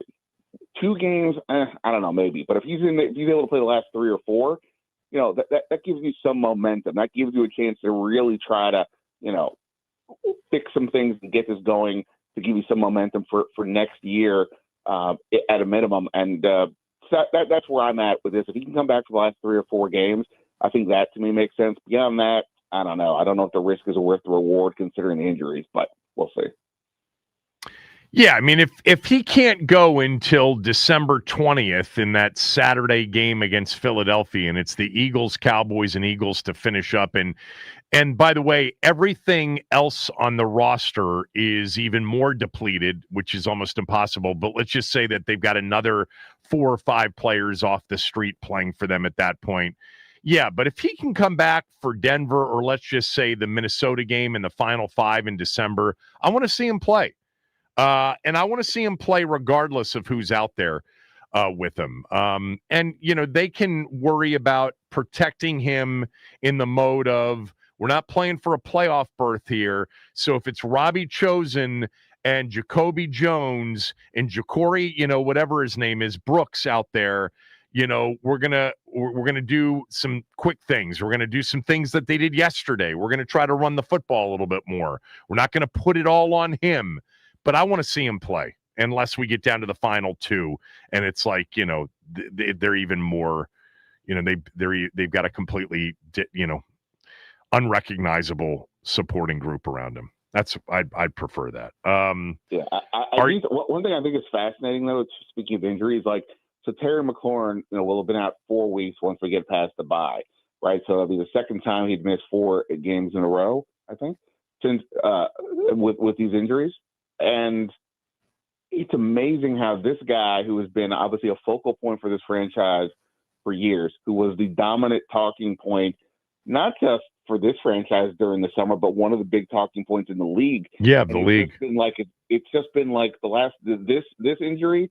It's almost like whatever. He'll come back. He won't. There seems it's like we don't even discuss it. And if he doesn't come back this week, then I do think we need to, ask a lot more questions about what the heck is happening here with his injury and the recovery. Well, let's not wait. Let's not wait. I'm asking you what the hell's going on here. And one of our, regular callers said to me, well, there's no chance that Terry's coming back. And I said, well, of course there's a chance. His 1-year contract extension actually is for next year. And I think it would be very costly if they tried to walk away from that. So what do you say? Yeah, look, I think he's doing what he can to try to come back. I don't question that. Whenever we have these discussions, guys pissed off at the team, he doesn't want to play. But these guys have a finite amount of time to do this thing. It's not about the money necessarily. You can't, you can have all the money in the world, but you can't play NFL football when you're 50. So it's either he does it or he doesn't. So I don't imagine that he's purposely sitting out or anything like that. Now, is he taking his extra time to make sure that he's as in tip-top shape as possible, maybe in ways he didn't before? I don't know. That's part of what's interesting about this. But, I'll say this for Terry, if he wanted, the whole point of the contract discussion was how important he is. I think he's only bolstered his case this year. Now, it doesn't make any difference. They're not redoing the contract. But man, his everything with his scenario feels like it has just been the especially considering the one game he did play in. He played. Right. He had some really memorable catches against the Chiefs, and I said, because I didn't think it got talked about by the broadcast team of Kenny Albert and Jonathan Vilma yesterday, but the deep throw before the 56-yard missed field goal was a drop in the bucket throw by Mariota to Chris Moore, and it's exactly the catch that Terry makes. 100%. That's a Terry catch at the end of the game that Chris Moore, for some reason, decided to try to one-hand it. Yeah. So I don't understand. I'm going to do this later. Nobody steal this. I'm just going to say it out loud. Chris Moore has 10 catches. He's played about 59% of the snaps this year. I'm trying to look. I'm going to look to see what's the highest percentage of snaps versus the lowest number of catches, because it's unbelievable to me. I get it. A lot of it has to do with routes run, and there's things on the plays. There's blocking. He's got he does have some speed, things like that. There's things that go beyond just his individual aspect. But, man, what you're telling me there's nobody else on this roster that can play that X position? It is bizarre that he's just so unproductive. It's the only guy out there, and Debo's different, but from that X spot, it's the only guy they trust to actually run the correct routes and to run them at the proper depth. And without that, the whole play gets mixed up because apparently the Seattle game, I think it was just a complete cluster, from about route, about the routes that were run, the depths that they were run at against, by the way, a great defense too, which just messed everything up. So they must trust him of all of these guys that they've pulled out, out of practice squads in the street to do what the play says he's supposed to do. That's why. Yeah, clearly, but that's what I'm saying. Like, what? It's like, I just find that like hard to believe that if the relative light amount of production versus the number of plays, I just don't feel like that would be going anywhere else on this roster. Other positions, it's the same type of situation is happening. You move that guy out and put somebody else in, and somehow he's the only guy that they trust to do this. It's just, again, it goes back to the lack of depth. It's not like I don't know if like Noah Brown would be running these routes if he was healthy, which is a whole other story that we haven't discussed. How Noah Brown is long, he's easily ready to be to come off IR if he wants. When it's not even being mentioned as a possibility. Something we should be asking Dan Quinn about as well. If they're going to play Jaden and he's going to be healthy enough to play, I want it to be with Terry and Noah Brown in the most amount of normal you can get as a supporting cast. Now, he's still going to be out there with, the worst defense in the league or the second worst defense, depending on whether or not you think it's ours or Cincinnati's. But, you give him a chance to be productive offensively. And by the way, for Mariota, if that's the case, I want Terry out there with Mariota if Jaden can't go, because you see a lot of the same issues, with separation, with route running. And then, he makes a great throw at the end of the game, the best throw he probably has made. And you got a guy that can't pull it in. Anyway, what else from the game or, looking ahead? Because I'll tell you what, the list is going to be long and it's going to make for an interesting offseason. And we're going to have these conversations earlier than we certainly anticipated having these conversations. But, just beware that the offensive line and the quarterback, outside of that, I think Kinlaw is certainly, a positive. We'll see whether or not Dorrance Armstrong can come off that torn ACL. Hopefully he can. But the list is going to be long, and it's going to start with defensive coordinator.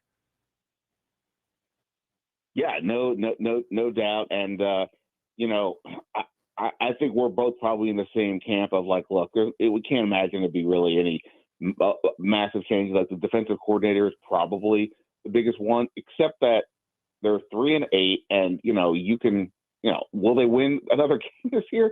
I mean, it's the NFL, probably win another one or two somehow, but you can't look at the schedule and tell me what those games are going to be. The Giants are the one team with the worst record, and that's in New York. So, who knows? And, right. If Jameis is a quarterback, Jameis could be amazing or terrible. Who knows? So, what does that mean going forward? I think, in terms of these last few games, like I think if you're a reasonable person, I think it's fair to say, okay, we flogged Dan Quinn and the coaching staff enough at this point. There's only so much they can do with the personnel they have until Jaden is back or Terry is back. What can they do? And the defense is that they don't necessarily help the defense much.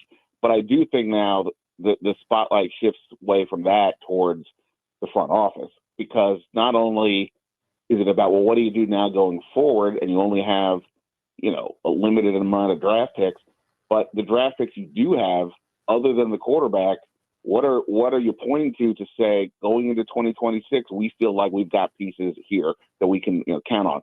Trey Amos, okay, if you want to say that, sure. We said the same thing about Mikey Sanders still last year, and I think that's more of a up in the air now. But okay, I'll give you Trey Amos. Other than that, Johnny Newton still was playing the same amount of snaps as like Eddie Goldman in yesterday's game. That doesn't bode well if he's going to be the guy filling in next year for Daron Payne, right? You would like to think that they would go, hey, we got to play this guy more. At the moment, they're they're choosing not to. And then you go beyond that. I mean, Brandon Coleman had a good impact in the game yesterday as the sixth offensive lineman. Obviously, Sinnott was hurt; he was out. McCaffrey's been out. But what are we? Where are they? Where are the players that you can say from these two draft classes that are going to definitively be starters next year? I don't know. We can say that. So to me, these last 6 games is about that as much as everything else.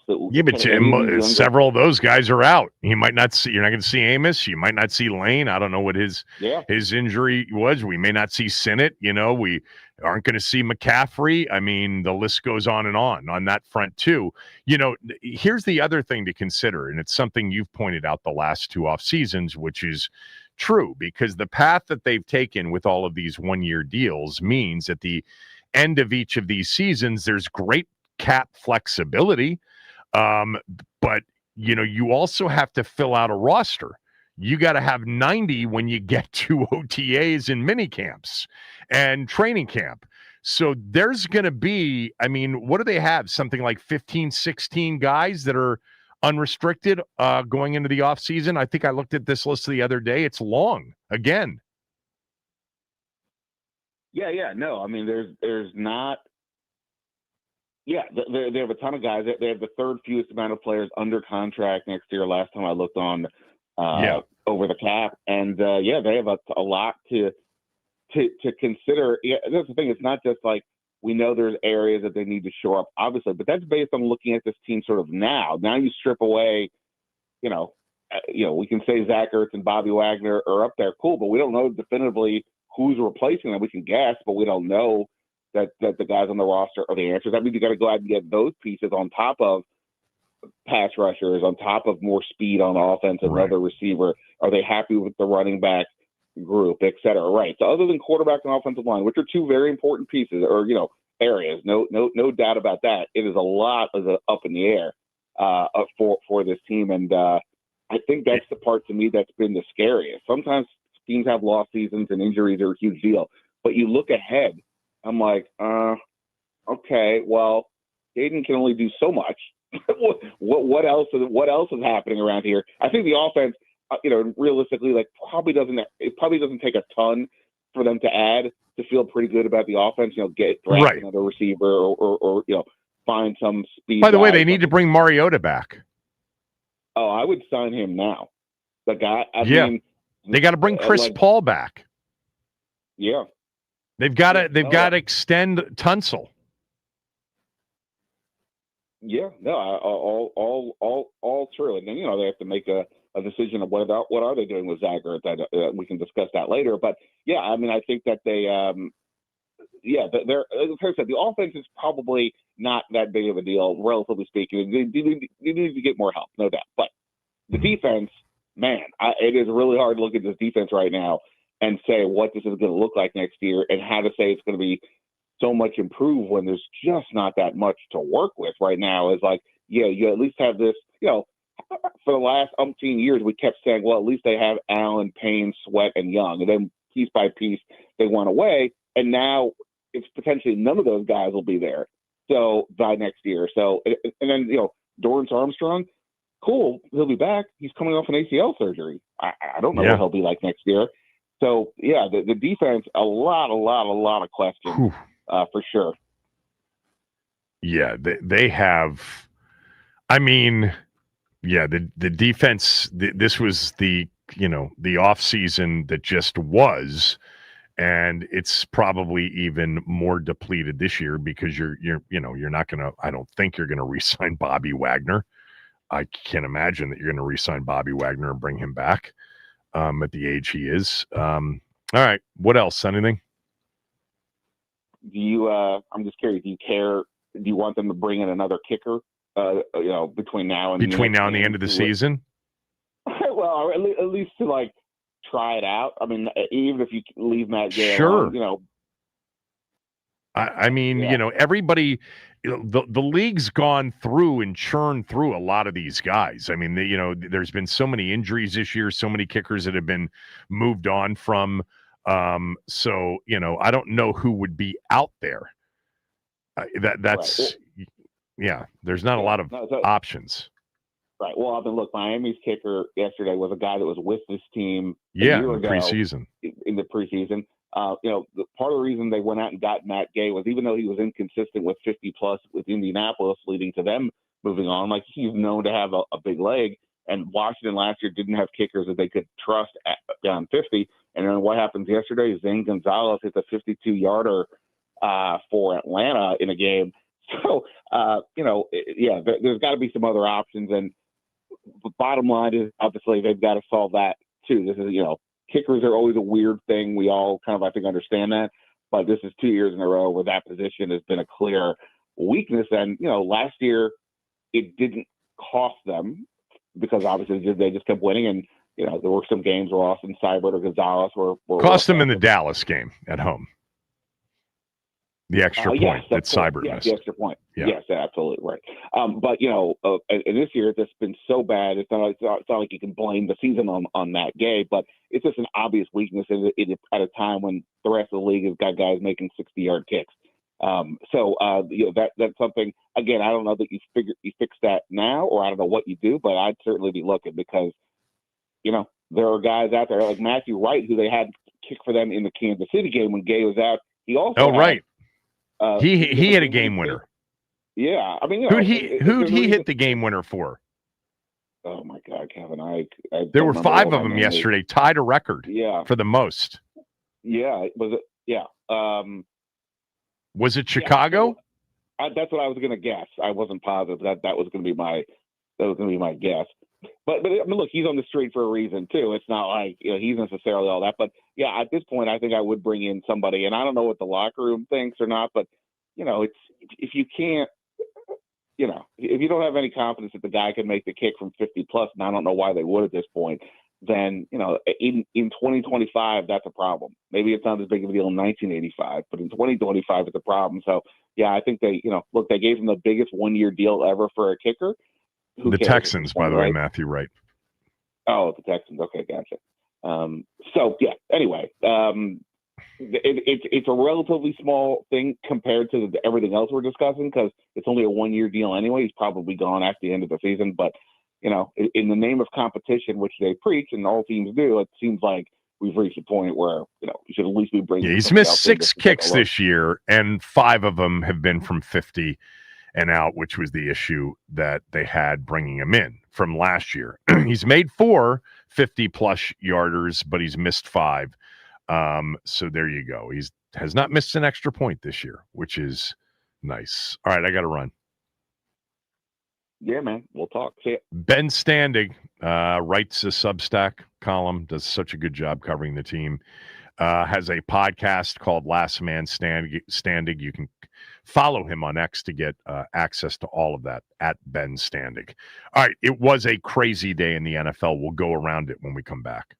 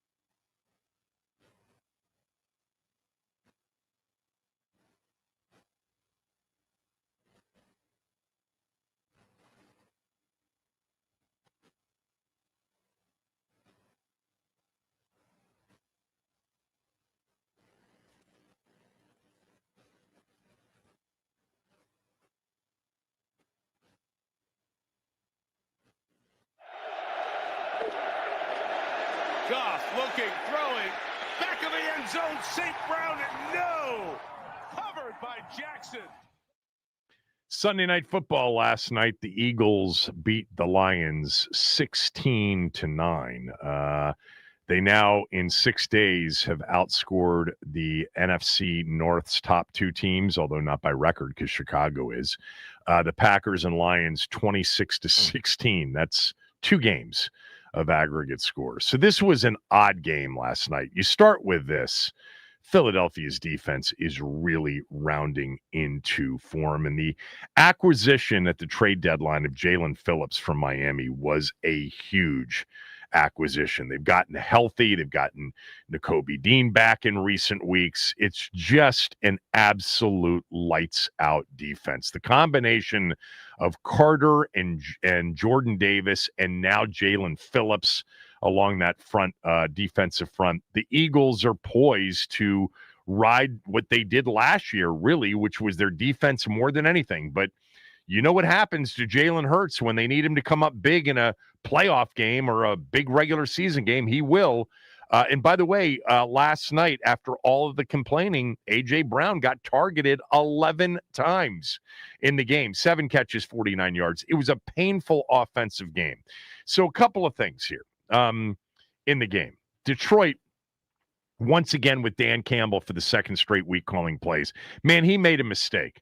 He should have said after last week to John Morton, the offensive coordinator, now that's how you do it, okay? So now I'm going to give it back to you. Now you call the plays on Sunday night against the Eagles. A little bit different, the opponent last night for Dan Campbell in his second game of calling plays. Jared Goff, okay, was 14 of 37 in the game, had a 9.5 QBR, and if it weren't for Jahmyr Gibbs, who caught 5 passes for 107 yards, he is electric, by the way, every time he touches it, they would have had basically no offense. Jamison Williams caught a touchdown pass. He's ridiculous, too. And then, by the way, after he caught the touchdown pass, he jumped up and hugged the goalpost stanchion and got flagged 15 yards. They took it on the extra point, and they promptly missed the extra point. God, that would piss me off if I were a fan. I mean, just act like you've been there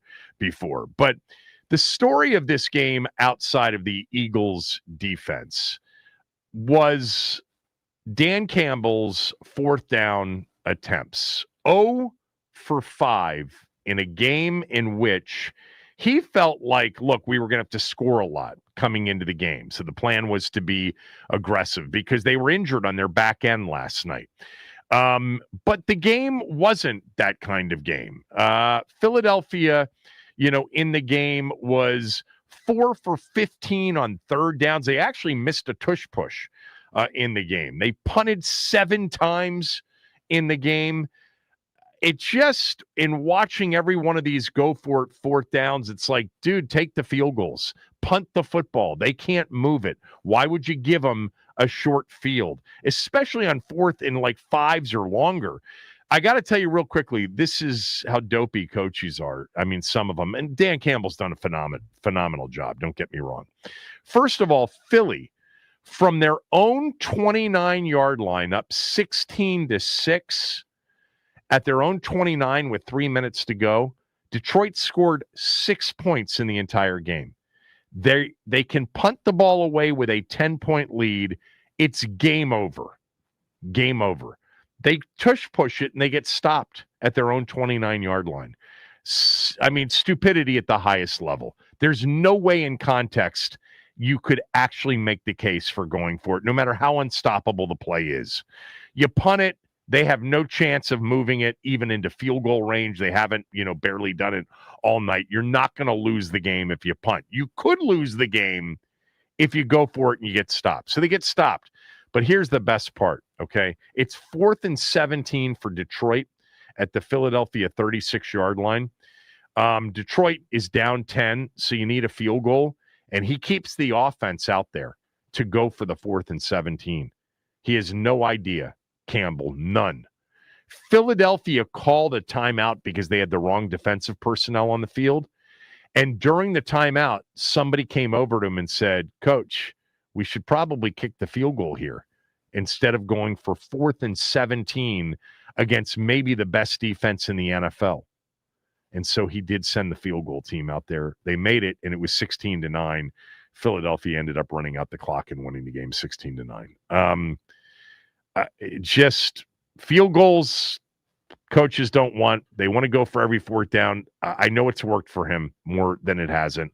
I'm not knocking the overall aggressiveness. I'm not knocking using analytics as a tool, but there is context to all of this. And your defense was playing great. Philadelphia's offense looked like it does sometimes, where it's just not getting started, and you got a better chance punting or kicking field goals in a game that's that low scoring. Philadelphia is now 8-2. When they lost that Thursday night game to the Giants, it was like, which direction are they going in? Well, it looks like the 2024 direction. They've won 4 in a row. They are 8-2, and the defense is just getting better and better. Let's go to SoFi in LA for what was certainly one of the games of the day. Today, offenses have been really sluggish. 1st and 20. Darnold zips one, and it's a third interception. Kitchens with his 2nd of the day. So I watched a lot of this game. I'm sure many of you did as well. Man, these two defenses, the defenses in the NFL right now, they're just some lights out defenses. Philly, Denver, Seattle, the Rams, Cleveland might be the best defense in the league. Houston's close to it. This was just like a battle and a physical wear down game. I mean, the Rams ended up with 21 points. Sam Darnold threw 4 interceptions in the game. This is the problem, where if you're going to pick Seattle or the Rams, you got to go with Stafford over Darnold. Darnold still at times when pressured doesn't see it and takes sacks or puts it up for grabs. 4 picks in the game. 4. And they had a 61-yard field goal at the end to win it.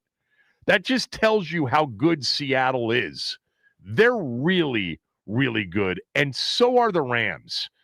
Just an excellent, hard-hitting, defensive football game that the Rams held on and won 21-19. They're 8-2. They're a game in front of Seattle. They play a late December Thursday night game in Seattle. These are, I think, look, Philadelphia's defense and the way they're coming around, but I think the Rams, Seahawks, and Philadelphia are starting to separate themselves in the NFC. And I think the one problem is Seattle has a quarterback that is prone at times to bad plays and bad games. I want to mention something, and I'm sure many of you have already seen this. In the game for the LA Rams, Emmanuel Forbes per Next Gen matched up against Jackson Smith-Njigba 20 times. The most times this year JSN has faced one defender. He caught 3 balls on 5 targets for 30 yards against Emmanuel Forbes. 1.5 yards per matchup against JSN is a season low this entire year. Sometimes you can't judge a draft until 3 years or even more after the player is picked. This may be the thing we talk about the most when the offseason is over, is giving up on Emmanuel Forbes, who's having an excellent season for Sean McVay and that defense. Look, it's a much better team. It's a much better defense. It helps to be a cornerback when there's a pass rush.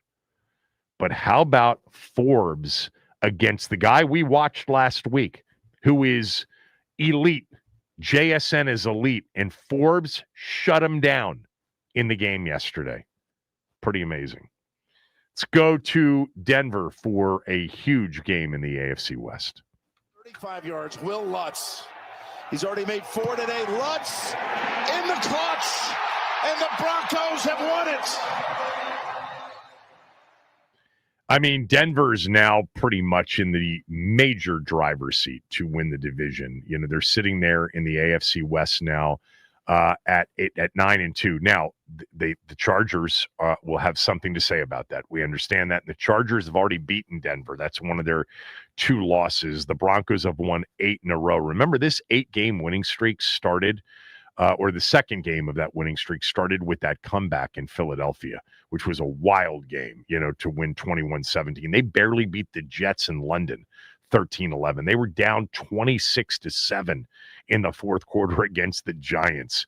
The Texans, they had to knock out the quarterback. These games are all close, but they are excellent defensively. And Mahomes and the Chiefs, here's the problem. They can't run the football, and they don't want to run the football. 14 rushes, 45 pass attempts in the game. 22-19, Denver wins it. Bo Nix has really been a clutch quarterback. Even if he isn't a great quarterback, he has played well when it's mattered the most. Denver on an absolute roll. They're into their bye week, and then they come here. Let's go to Buffalo for Buffalo and Tampa, which was the best during the 1 o'clock window. 2nd and 3. Allen is going to keep it. Josh Allen inside the 5. They're going to push him in. Pay dirt. Touchdown, Bills. Shootout in Orchard Park, 44-32 Buffalo. Josh Allen became the first NFL player with 2 games of 3 touchdowns passing and 3 touchdowns rushing. He is the other game he did it in was that crazy 44-42 game last year against the Rams. He also upped his career total to 290 touchdowns, the most by a quarterback before turning 30 years old, passing Peyton Manning. Yes, 6 total touchdowns for Josh Allen on the day. I wanted to mention that one of my big takeaways from watching, the highlights of this game and, during that 1 o'clock window going back and forth is Sean Tucker for Tampa. This 3rd-year running back out of Syracuse, the speed that he has, he's gotten a lot of opportunities with Bucky Irving out. He was so good yesterday. He had 2 rushing touchdowns, 19 carries, 106 yards. They have good backs. Rashard White's a really good back. Obviously, they're going to want to get Bucky Irving back, but number 44, Sean Tucker for the Buccaneers, is excellent. The Bucs, by the way, now have lost 2 in a row, 3 of their last 4. And this week, they go to the Rams on Sunday Night Football. That NFC South is kind of open. We'll talk a little bit about that when we come back. Kevin Sheehan Show, the Team 980 and the Team980.com.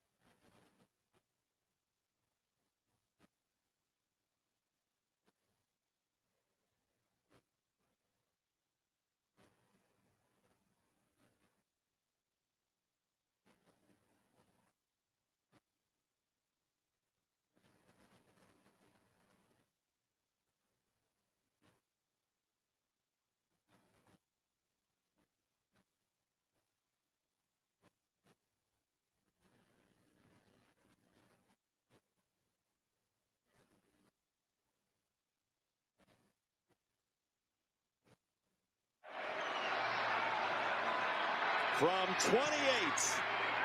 And Carolina has won. One of the 5 games in the NFL yesterday to end with a game-winning kick at the end of it ties the most ever on a Sunday in the NFL. That was Carolina. Bryce Young threw for a career-high 448 yards, 3 touchdowns in the game as the Panthers get to 6-5. I mean, it has to be the biggest shock because there were people that believed in New England before the season began. They're sitting there at 6-5 in the NFC South, currently a half game behind Tampa. Now, Carolina's schedule gets rough. They play the 49ers on the road, they play the Rams, and they still play the Bucs twice and the Seahawks. But they do have those 2 games against the Bucs. The Bucs still have the Rams, the Panthers twice, but their schedule around that's easier with the Cardinals, Saints, Falcons, and Dolphins. So Tampa's still in a better position, but what a season Carolina's having. In that game, if you weren't paying attention, you know who had to come in for Michael Penix Jr. Yeah, Cousins came in. Penix Jr., by the way, serious injury, probably lost for the season. So Cousins will be the starter. They lost Drake London in overtime. By the way, some of you are just tell me you didn't watch the game without telling me you didn't watch the game. How'd your boy Kirk do? Choked again. No, there were actually 4 dropped passes in the game, several of which would have ended the game, or 2 of which would have ended the game. He actually looked really sharp throwing the football, but they couldn't stop Bryce Young. Unbelievable for Bryce Young. Again, can't give up on these guys just way too early, especially at that position. This is just his 3rd year. Here's where Carolina is a bit scary. They can run the football and they can stop the run. They have been doing that consistently all year. I don't know that they had a great day rushing the football yesterday. I didn't even look at it. But wow, maybe the biggest surprise of the season. I mean, New England, some expected it. Indy, New England, and Denver with the records they have. But Carolina's, wasn't their total 4.5 or 5.5 win total? Something like that, right? I think it was. Real quickly, finish up with Baltimore, Cleveland. That is Andrews under center on 4th and 1. Andrews spinning away, and there What he a play. goes. Andrews all the way. Touchdown. That was an unbelievable play. Lamar was in the backfield. Andrews taking the snap. Fake's going left. Everybody's going left. He peels around, runs 35 yards for a touchdown. I'm telling you, man, though, the Ravens, they're 5-5. This AFC North, Rodgers is now injured. Somebody might win it with a losing record when all is said and done. They've won 4 in a row, but let's face it, Bears, Dolphins, Vikings, Browns. And the Browns had every chance to win that game. If Dylan Gabriel stays in the game, they probably win that game outright. The good news for the Ravens, Jets, Bengals, left on the schedule, but they also have the Patriots, the Steelers twice, the Packers. Man, the AFC North is going to be fascinating. If you watch Shadur Sanders, painful. Did not look good, but it was his first, game. He's coming in off the bench. I think he had literally the lowest QBR of the year in a quarter and a half or whatever it was he played in. Cleveland's defense, though, wow, is it awesome. Myles Garrett in the game had 4 sacks. 4. He's got 15 on the season, and he's got a game in which he had 5 sacks and now another game in which he had 4 sacks. Amazing. Window Nation right now, 50% off all window styles. Plus, if you decide to finance the purchase, you won't pay interest until the year 2030. 5 years interest-free if you decide to buy windows from Window Nation. If your windows are 10 years of age or older, forget it. Just go to Window Nation and let them come out and tell you, here are the windows that need to be replaced with a free in-home estimate. Won't cost you a thing. 866-90-NATION, windownation.com. Denton and Linnell are up next because I think Chris is still making his way back from Madrid. Back tomorrow.